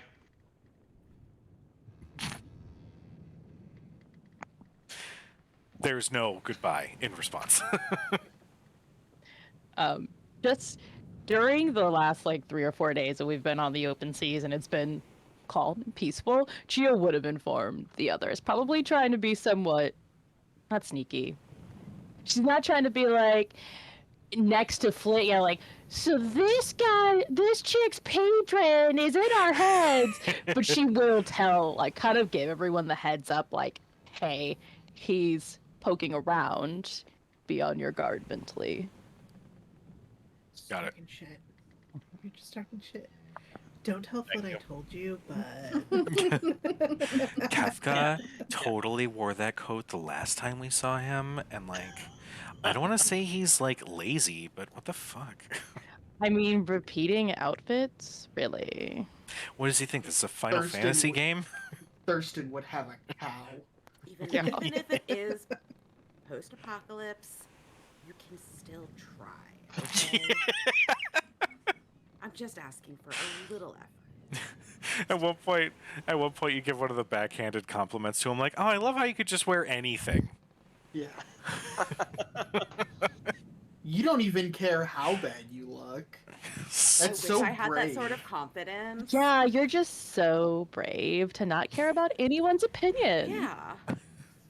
This is why he went evil, by the way. I'm uncomfortable. You should be. Okay. Well, the open sea is before you, and behind you, and on both sides of you. Is there anything you guys wish to do, or do you want to just continue pressing on? I want to check on Coco. Oh, yeah. Oh, You poor just Cole. sort We of should glance like, below. Fix the boat. That's true. At The some hull point. did suffer a lot of damage from everything that did happen. Maybe over the last, like, once we got through the serpents in the ocean and things got calmer, maybe we started working on the boat. Does anyone Yeah. have anything that can help speed up boat repairs? Maybe we should ask Kefka to fix this boat. Kefka, your boat sucks. Fix it. Yeah, your boat's as good as your style. Lacking. The both of Damaged. you voice those insults, and for a moment, the floor underneath you vanishes, but then quickly reappears, and he goes, "Oh, sorry. My apologies. Just a little game I like to play on people who are rude." That's how you end up without a boat. I like that style. That was a good one. But hey, can you fix the boat? Screw Yeah, my we head, should- apparently. I feel like we should probably, just in case we need it later. For sure. Okay, I don't know if this is gonna work. But I don't have mending. But as we're like actively patching holes and things like that, I want to use Odaluke's resilient sphere on like I can't use it on the whole ship, Mm-hmm. but I can use it on large or smaller objects. I would like to use it on like I don't know, a barrel and kind of use that as like a giant cork.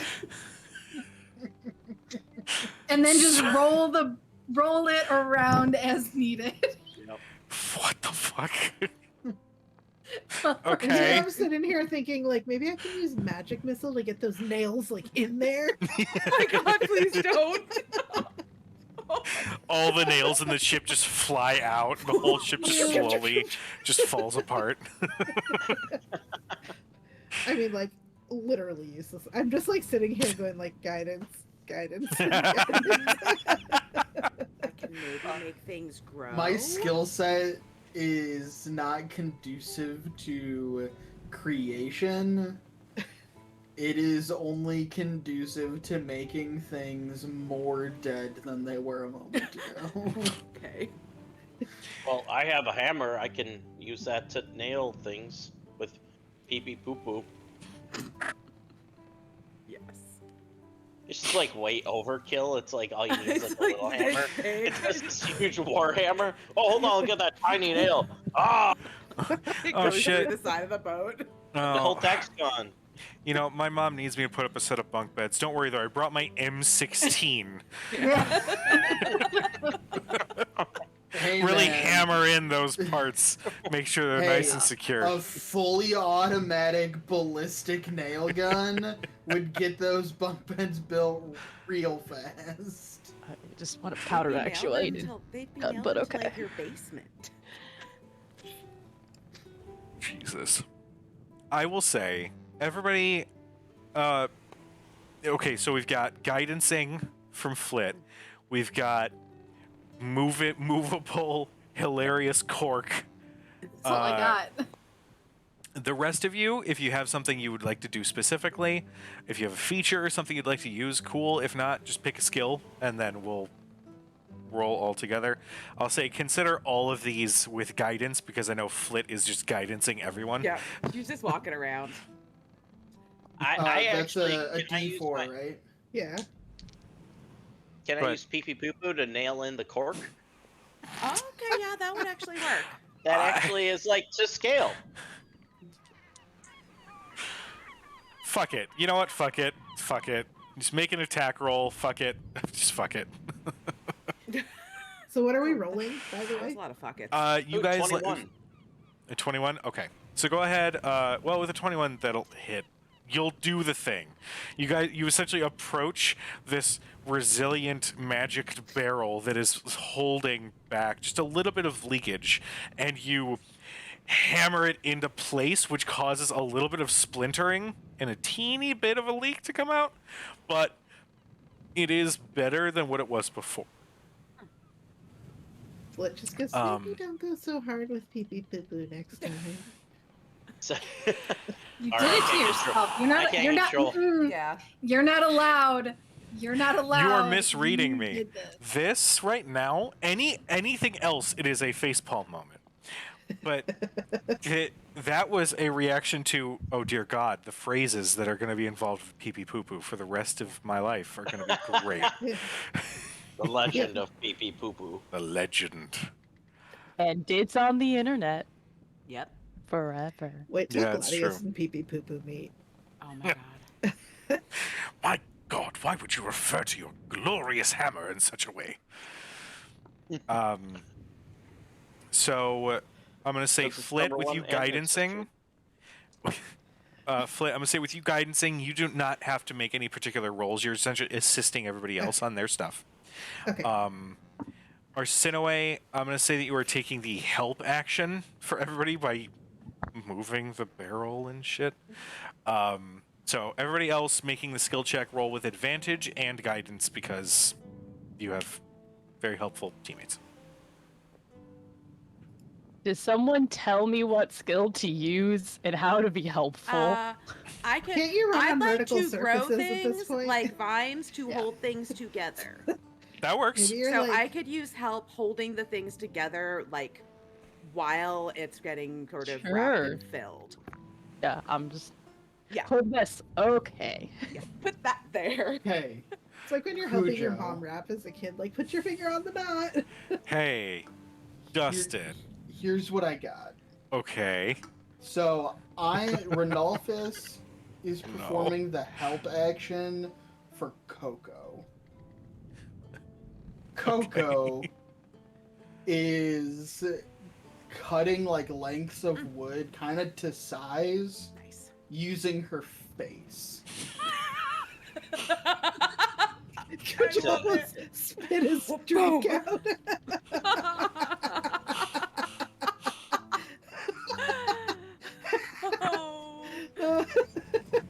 The moment I took a drink, I was like, why are you doing this? I Jesus. just saw it like almost come out. That was so funny. Remember, Coco. she's an axe beak. Yeah, this is true. Her beak is an axe. I'll be right back. Go ahead and make. It's like her. Go ahead and make So me it's an a athletics check with help and all that athletics? stuff, or whatever check you were making. I was having Coco make an attack check. Sure. You know what? That's fine. I'll allow it. Okay. It's a 16. Okay. Jesus Christ. Yeah. You see her face cut several of these boards reasonably to shape to account Well, for some of I'm the. helping. That's true. I'm helping Coco. Got it. But yeah, you've got several boards ready to go to fix up some of the damage to the hull. Boykin, what you doing? Just hammering more? Just hammering more, yeah. I was seeing if I had like a brewer kit, like to maybe try to fix that barrel cork thing, but I don't. So Okay. I would say I would continue just kind of help hammer stuff away and just do it as nicely as I can. Okay. Sounds good. Or appropriately as I can. There you go. I'll say that attack roll that you had made earlier, I'll say that's fine. That'll count for the rest of the work that you're doing. I Uh, just rolled the natural 20 for attack. oh, there you go. Sweet. All right, cool. All of the nails are really like buried into the wood, so there's like no chance that they're going to be able to pop back out. Pros and cons, I guess. That's in there forever. Mother Nature is not going to fuck that up. Malice, you said that you were kind of growing vines and everything to kind of hold stuff either together, hold right? stuff together while we get it nailed in, or if there's anything that I don't know if anything broke in terms of masts, railings, anything like that when we got hit with the tail or hit with the coming up and the boat just. I'm going to say that there was a little bit of damage to the port side railing. Nothing extreme by any means, but there is a solid chunk that, like, okay, if it takes another hit, it's probably going to just detach. So yeah, anything like that, anything that I can basically grow something around to hold it together Okay. that we may not be able to actually to fully repair. Okay. Sounds fair. And yeah, she is helping. What skill will you be using? Let's see. So I would say that's either a nature, maybe an arcana. I have used nature. Nature's Okay. fine. You know, knowing the correct type of vine. Yeah. Yep. Knowing I the think- correct type that'll be the strongest to hold everything together. Yeah, something that can hold. Sure. And so it is 22 with guidance. All right. Sounds good. You reach far back into your Feywild nature. However, it is Oh yeah, some now. of these are probably really weird vines. Like Yeah. they're growing things off them that look like they're out of Tim Burton movie. Yeah, kind of. They got those One like of weird the curly cues. Yeah, I was gonna say, you've got the curly Q hill from Nightmare Before Yeah. Christmas. Yeah. It's there. When you go by it, sometimes it seems like it might be moving, but it might just be a trick. It might just be a trick of the mind. Yeah, your essential druid crafting, sort of adds to the vibe of the newly decorated ship. This sort of dull, sort of depressing sort of look. In that there are some pieces of these vines that do kind of sprout like a teeny little like leaf or some sort of like a burr or something like that. So it just looks a little imperfect, but it just kind of adds to the ambiance. I like it. Goth ship, guys. And Chio. Okay. Okay. I want to make a survival check. Essentially, she wants to help the party prioritize, like, what's gonna kill us first, and thus what we need to fix first, versus what we need to fix later. I like that. I like that a lot.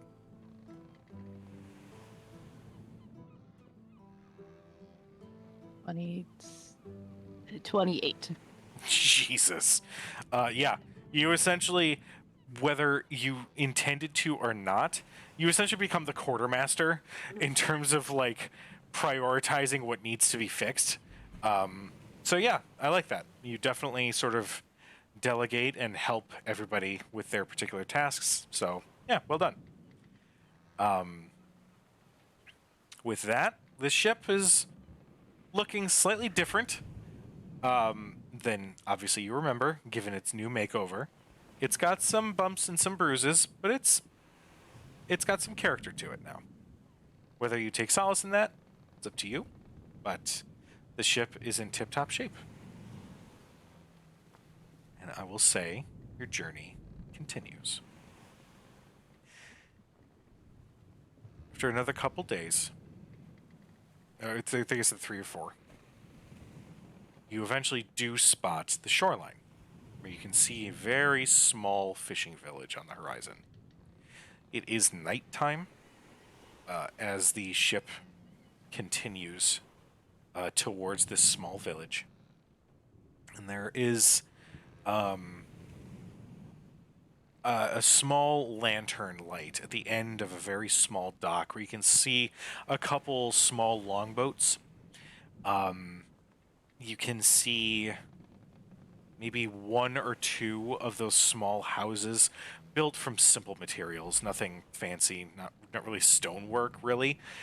Mostly wood and hay as roofing. 1 or 2 does have light coming from within.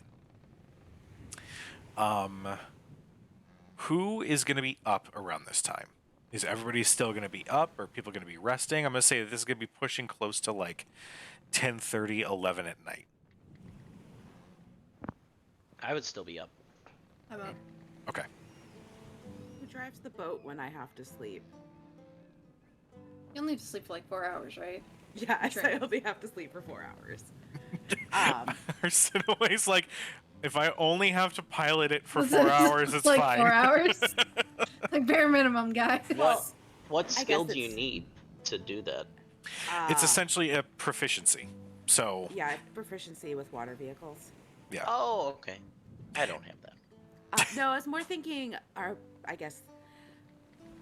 we going to try and bring the boat in tonight?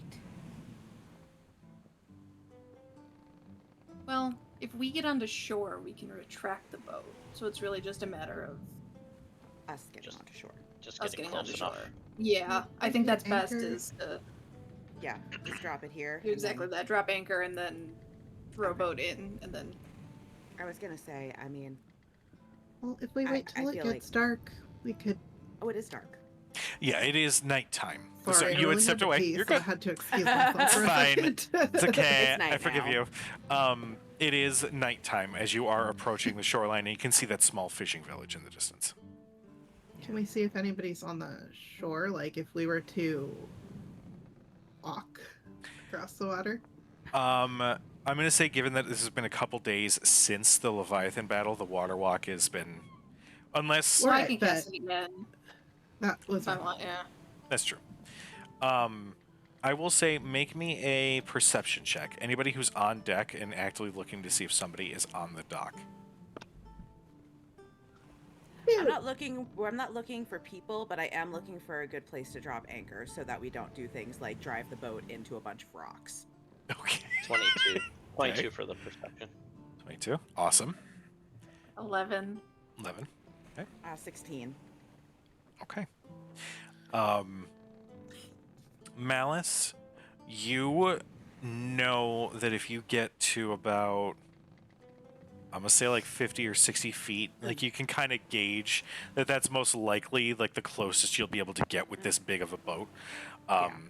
And you're approaching there, but you're not quite there yet. So you do have some time to maneuver the boat and all that stuff to make sure you don't ruin the hull that you You just fixed finished it. fixing. Yeah. As for everybody else, Boykin, you do see somebody sitting at the edge of the dock and sort of laying down, arms behind their back, looking up. You can see that this is a male figure with a 22. I mean, I'm just going to go ahead and describe this person. Simple clothes. You see that they've got a pair of sandals on. The weather here is a little bit warmer, so the simple shirt is it almost looks like it was intentionally cut off to have a sort of short sleeve look. This is a male humanoid. You can see that they've got long dark hair, but in a sort of undercut way. kept in a bun with several braids that have small like beads and ornamentation sort of captured in the bun.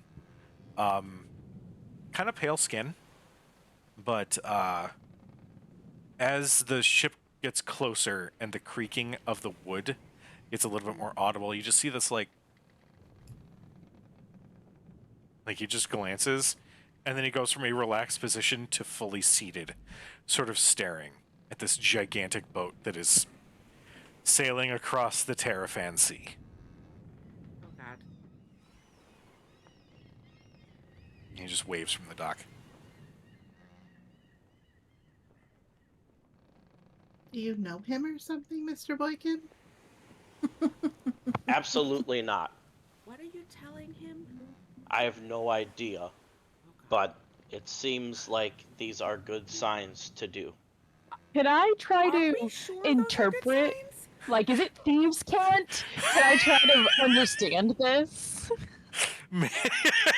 Make an intelligence check. Did you just throw shade? Is he making like baseball calls and shit? Like, Yeah.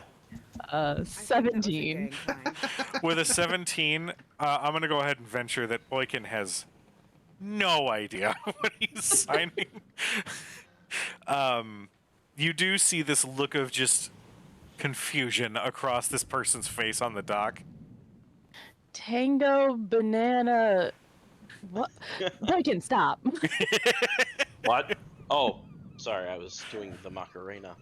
Oh. What's the oh my god. He No one got knows. to hip swivel before Geo Oh. stopped. Do you like stop halfway through? You're gonna hurt yourself. She's like, YMCA, what's that spell? What is a YMCA? What's a cha-cha? Time warp? She's a timer. Yeah. It's astounding. God. Wow. Okay. So yeah, so we start bringing it in. Well, no. We're gonna definitely not just drive the boat into the dock. I assume this. Do we have a? Have we determined if we have like a lifeboat or like a little Like a dinghy that we dinghy? can I drop? think in? there was. I think Something think there about was. Tina being like, no, we're not going to drive the boat to the dock. And Brian's like, We are absolutely not. Look, it's not a good first impression if you drive a boat into the place where the person welcomed you and you is just standing. full speed, just crashing Yeah, into just stuff. right into the whole thing. wall that goes Guys, onto it the was not land, good. destroys all the buildings. Yeah, I Yeah. mean that's not how we make a good impression.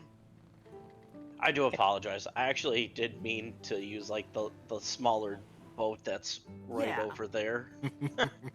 No, I think this is probably we can't go too much further anyway with this without, well, possibly Taking it. ruining all the work we did and getting it stuck on something bad. So All right, let's prepare the lifeboat. Prepare the dinghy. How many people fit in this dinghy? like 2. I'm going to say the dinghy holds comfortably 5 people. You do also have a bugbear and an axe beak to transport from ship to shore. So tell I me bet how you Joker's make gonna love this shit that. happen. Oh, Hey. I'm sorry, how far away are we from shore? Sorry. Uh, People take the dinghy to make contact, and then we can dock the boat. It's like that puzzle where you have to like pull people like across, but like you can only move certain like. This dinghy can only move 2 Only people. moves 2 people. This dinghy can move 1 or 3 people. You have 5 people on the boat. How do you get And them an to axe shore? beak. Like, ugh. You have, and each trip Mhm. takes, 30 minutes per Yeah. person on the dinghy. You have, an Yeah, but hour and 7 minutes. but what Yeah, if how many one- feet if per one second is that dinghy's again? Heading too short, 30 miles an hour, and another's heading away. I'm At having what point do they- flashbacks to math class. I can't do this, guys. That's all this He is. says as he No, this And is does another simple that. math. train leaves Yeah. the New York station Yes. at 7:33. This is simple addition, reverse math, or as we all know is subtraction, and halving reverse or math. doubling. That's it. We can And then make it occasionally simple. trigonometry with height and shit. But Yeah. anyway. So, but yes, the dinghy does comfortably hold 5 people. But yes, that's the magic of the situation you're in. Or- So, If we're close enough, I can get myself across. Like if we're hundreds of miles away, then maybe not. But if we're pretty close to shore, We'll be close. We'll be pretty close. I mean, we'll be probably what? Yeah, I maybe mean, why 70 can't- feet offshore? Why can't we dock the ship at the dock? I assume it's too big. It's too The big. ship is huge. This is a tiny, tiny dock, and the water is likely too shallow to dock it there. Okay. If it's shallow, can you just ride Coco? And I mean, you're both tall as shit. Yeah, if you cast Water Walk on Coco, how long does that last? It's an hour. Are An we just hour? gonna water walk it and cause I'll more just chaos? cast Water Walk on Coco, and I'll Well, what if, ride like- Coco. What Yeah, if the like rest of us can take what the if boat. Chio runs across and I like sit on Malice's shoulders? Can Renalphus Oh, yeah. and Coco Holy fit fuck, in the boat? no. Then? It's fine, guys. fly over. Guys. Guys. If we're I can gonna always water Misty walk, step let's when just- we're like 30. this has become the door of this group. we don't know how to get Well, the boat in. how We're just deep like is the shit. Well, water? you're the asshole that gave us a dinghy that only fits like 5 people. What do you want? One of those lifeboats from the Landing Titanic parties that held typically 70 are people, smaller but groups. This is rich people only Big filled it ass with fucking 10. boat, and we got a fucking inner tube for a Oh, dinghy. now you turn your head now that there's a camera pointed at you. What a Hey, lurker. Whitney. What a creep. Look at that. I like how he's like a creeper status level 10. There we go. He's in the- You can only see the white stripes. I know. He's in the white stripe and the darkness. blue eye, Yeah. He's in the darkness going, I am the bat, the night is mine. pretty much. Oh my god. I am the doggo. The bed is Meanwhile, mine. Max can't even be fucking bothered. That's what he's sleeping he's under his saying.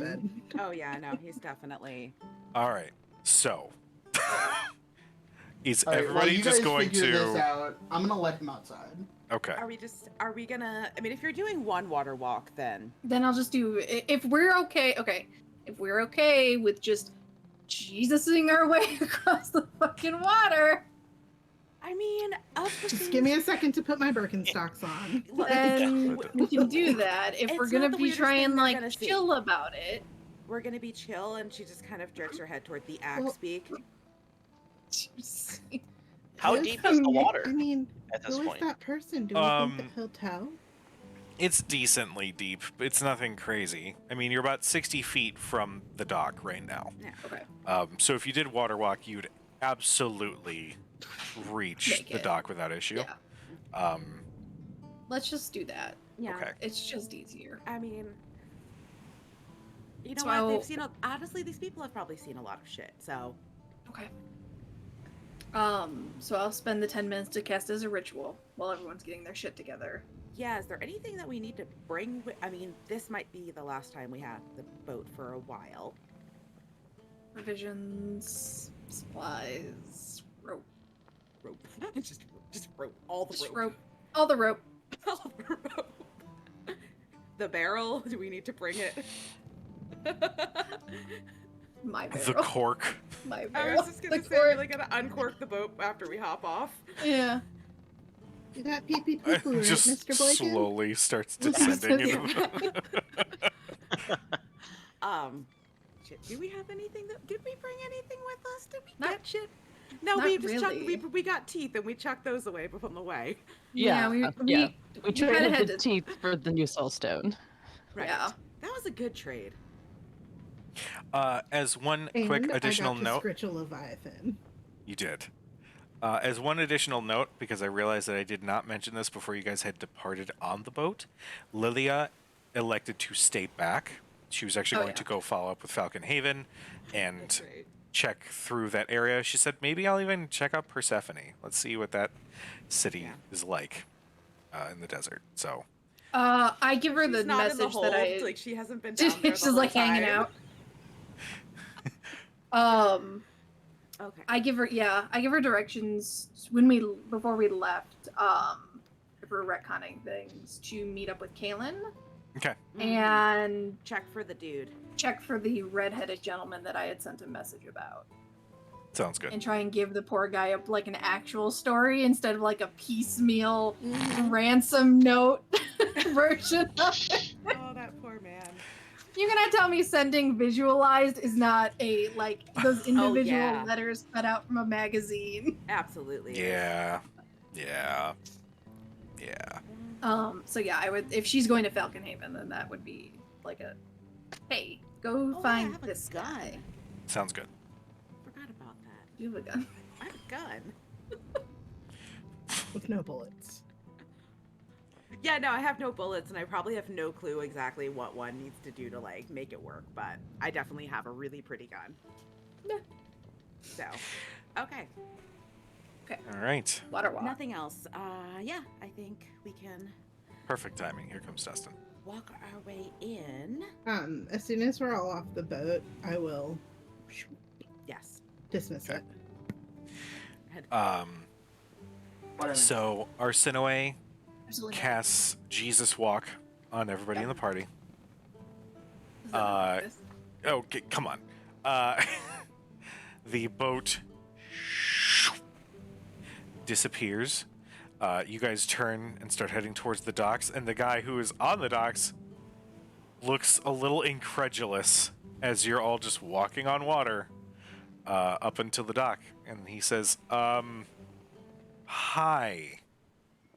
It's not Arsinoe's brother or anything like that, right? No. Okay. So, okay, that was a little weird, but hi. Hello. Welcome to Thanks on Figaro. docking fees. Whatever they're helps your wallet, I guess. Welcome to Figaro. Also, what the fuck? Where'd you guys sail from? I don't know if it had a name exactly. Across the sea. Up, and she just points behind her. Across that way, the shore. Okay. I say Iagarth. That's near. Okay, so you guys are psychopaths. This is awesome. Well, Figaro is a small fishing village. Pardon me while I stumble over my words. I'm just talking to a bunch of psychopaths. Welcome, I guess? Is there anything in particular you guys need? Wait, I've seen you before, and he looks at Arsinoe. That mask looks familiar. I tend to make the rounds here. Got it. I didn't realize you would be out there. Neither did I. Well, We don't want to take your resources. We just need safe passage further inland. all right. I mean, good luck. I mean, Isn't it like late at night? yes.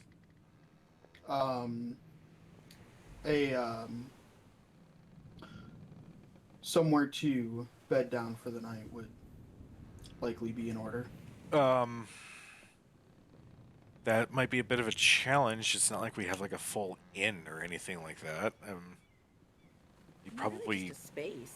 yeah. There's a space outside my hut. Here, just follow me, and he stands up and leads you guys through. And it really is a small handful of buildings. This is not large by any means, but he does lead you guys to one of the smallest little huts, and says, I mean, and basically it's like right at the edge of town, and just says like, yeah, this space is open for you to camp at, I guess, just as long as you don't cause any trouble.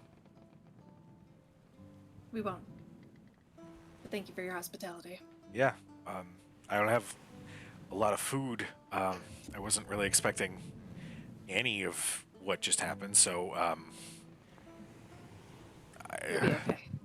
We'll be okay. all right. We're pretty self-sufficient. I would hope so. Done more than enough. Yeah, well, Need anything, just holler, I guess. Your name again? Gabriel. Pleasure to meet you, Gabriel.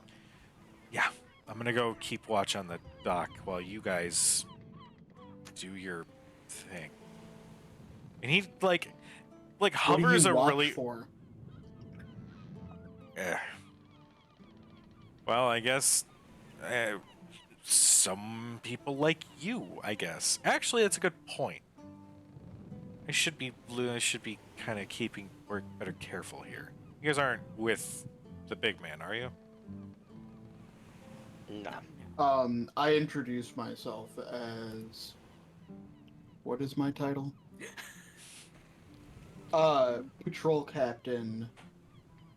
Cosmer, out of Fort Scar. Oh. How is the fort doing?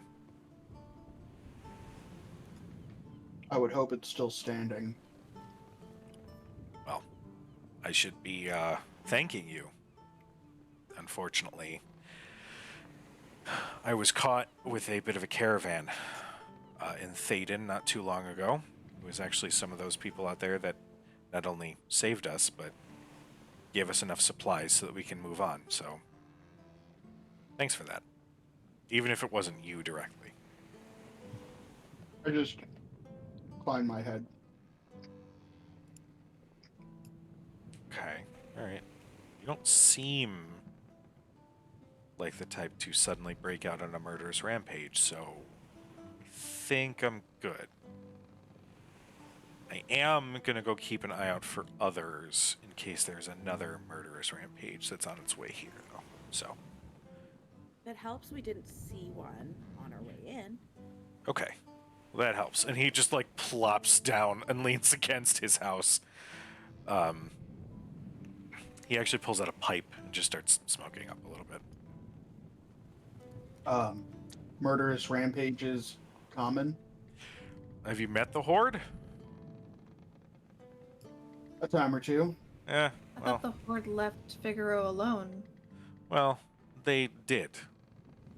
For a while. They don't anymore? Something's rattled some of the big man's men. Some of them come through looking for some supplies. We once again tell them we don't have much of anything. And unfortunately, they took one of ours. One of your Also- villagers. Thank you, Razor Cortex, for notifying me with the loudest ass notification sound in the middle of D&D. So, yes, I run on Windows. Yay. Anyway. Be ashamed of yourself. Okay, rude. Hey guys, let's all use Tailspire. Oh wait, it's not on iOS devices. I'm just kidding. Oh well. At this point, I'm too far in the ecosystem. Yeah, you're buried down at the bedrock. Yeah. No. It's too expensive to switch back. But Gabriel says, yeah, unfortunately they took one of our own. He offered himself up in hopes that that would be enough to leave the rest of the village alone. Unfortunately, it meant that he enlisted in the Horde's army. They needed to How come long back ago? with something. About a week ago. What's their name?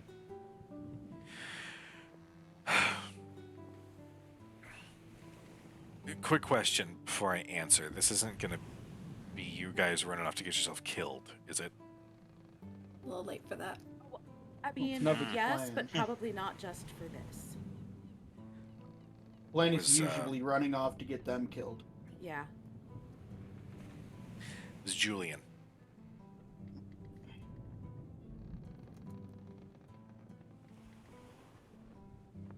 This is my dad.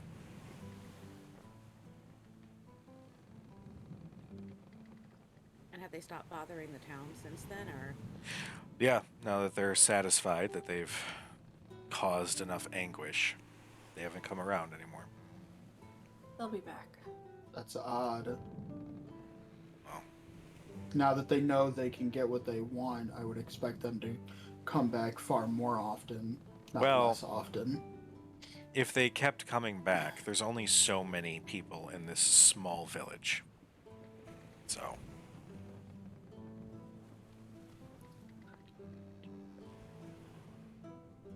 What does Gabe look like? Or not Gabe? What does Julian look like? kind of older.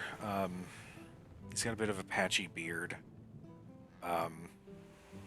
Messy hair. Kind of been telling him to get a haircut for a while now. He's a little bit more lithe than me. I kind of do most of the heavy lifting around here. Dad just tried to do the same, but just was clear that I could probably do more to help out than he could. So. Gotcha. Where's your mom if your dad's off? I have no idea. No idea who my mom is, so. I'm sure she's a wonderful lady somewhere out in the world. Somewhere.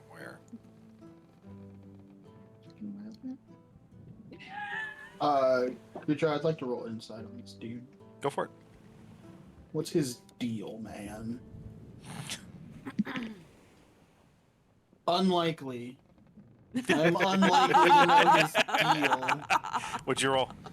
10. There's something about this dude. He's a little too relaxed. And He's got some kind it's- of deal, I think. There's some, of some kind deal. of deal. You're not sure what his deal is, bro.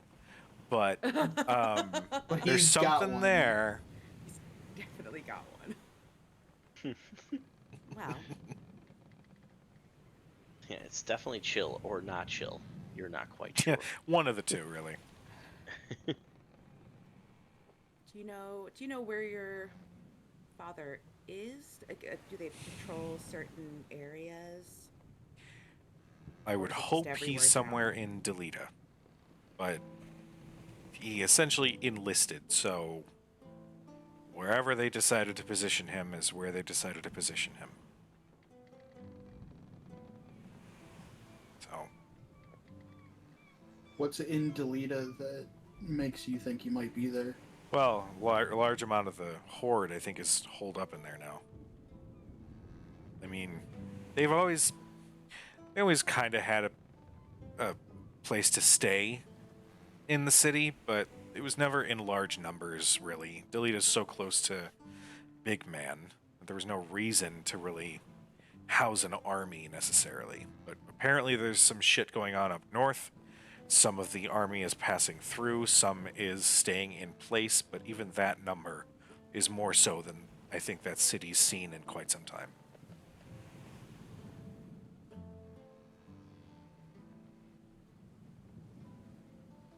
Well, if we do cross paths, he'll be on our list of priorities. Well, can you first tell him that he's an idiot for volunteering to do that stupid shit? Mm-hmm. Thanks. Anyway, sorry. I think I got like a sleeping bag if you need it. I mean, I understand that's not really going to help a whole lot, but you guys seem like experienced enough at what you're doing, so I think We are well provisioned, but appreciate the offer. yeah. Actually, hold on one second. He goes back into his hut and comes out with he's clearly unwrapping a roughly hewn sword. It's clear that this is of Thaden make. Renolphus, you can identify this as being a sword that was made at Fort Scar. It is single-edged with sort of a crude, almost butcher knife sort of blade, clearly meant for hacking, with sort of a rough cupped handle. So it's very much like just a large machete. It just says, I don't know if... Okay. I mean, one of the patrol guard had given this to me when we were leaving, so figured it'd be sort of, cool to give it back, and maybe you'll put better use to it than I ever did. Do you have other means of defending yourself? I've got my ways. This one's nice, but it's not quite my style.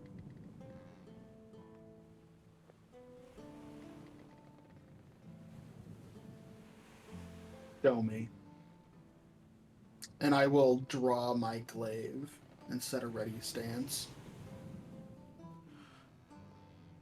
Okay. He sort of like does like a practice swing or two. Oh, hold on. And he like stabs the thing in the ground and then goes back into his hut. And he comes back. He's got a rapier and a dagger. Kind of like holds the dagger in a reverse grip and kind of like gets light on his feet. Yeah, I don't want to get in trouble. I mean, you're kind of high up. If you're working at Fort Scar, I mean, I don't want like a bounty put on me if I draw blood, right?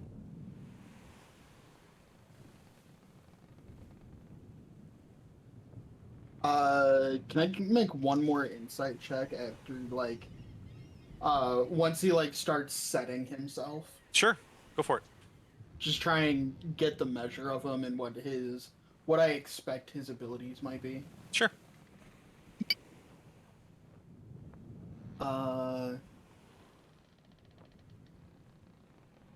14.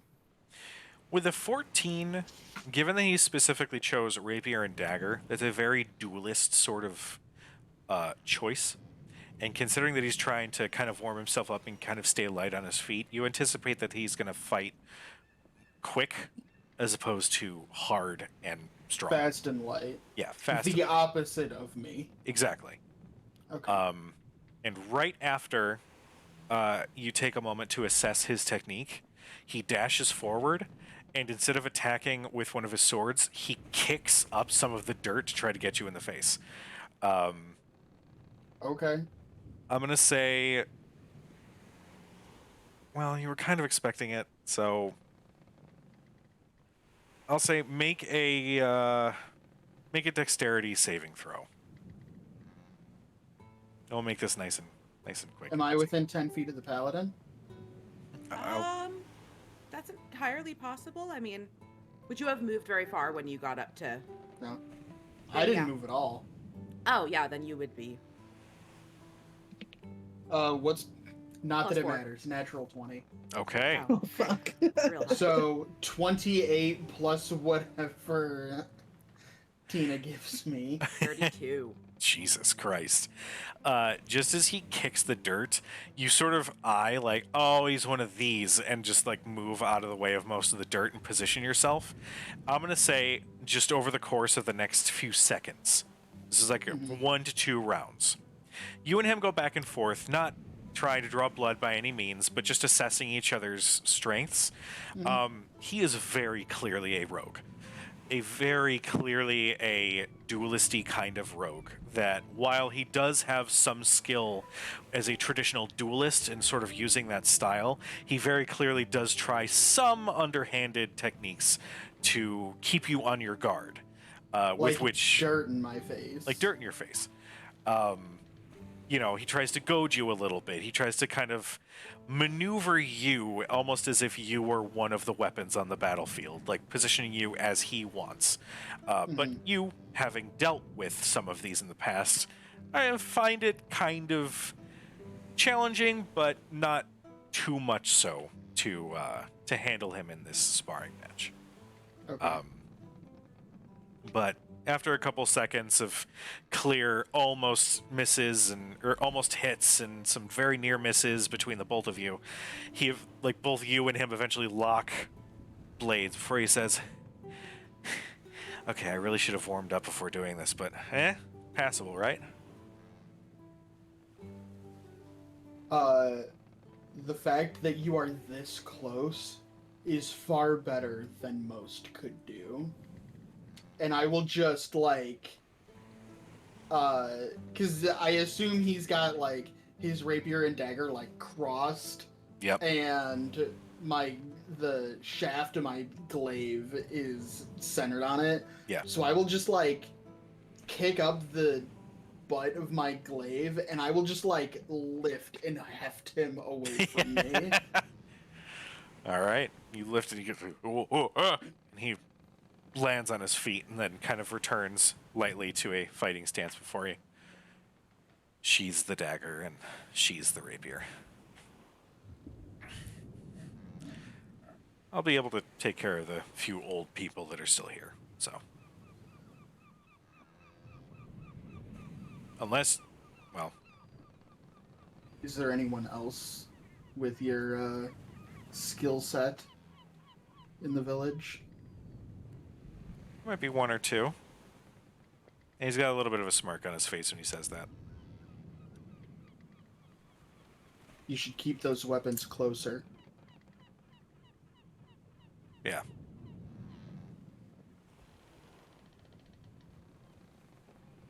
Well, I gotta go finish my guard duty. But, yeah, this was fun. And again, thanks if you find Julie and my dad, then please send them right back. It'd be cool. We will keep an eye out. Absolutely. Thanks. Well, good night, I guess? He does like a half-hearted salute as he moves back towards the docks. And I'm going to say that is where we're going to call tonight's session. Yay! Yay! Court's glaring at me. It's great. I am not glaring. I am amused. Well, I I do literally messaged I do- Sam. Can I do one thing before we end? yeah. What do you got? Another message, another sending to Heron. Okay.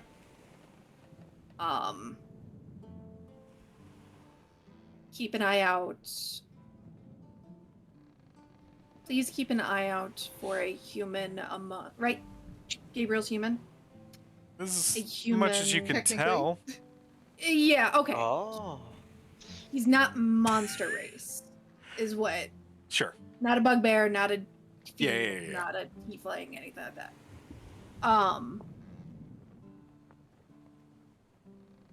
Keep an eye out for a human among the horde. Will answer by Julian. Is an unwilling participant. You, it takes a moment before you hear.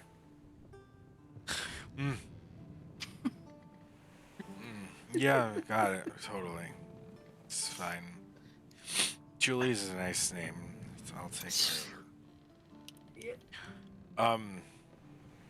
The next Do you know what 15 time it is? words are him snoring. You very clearly hear a, keep an eye.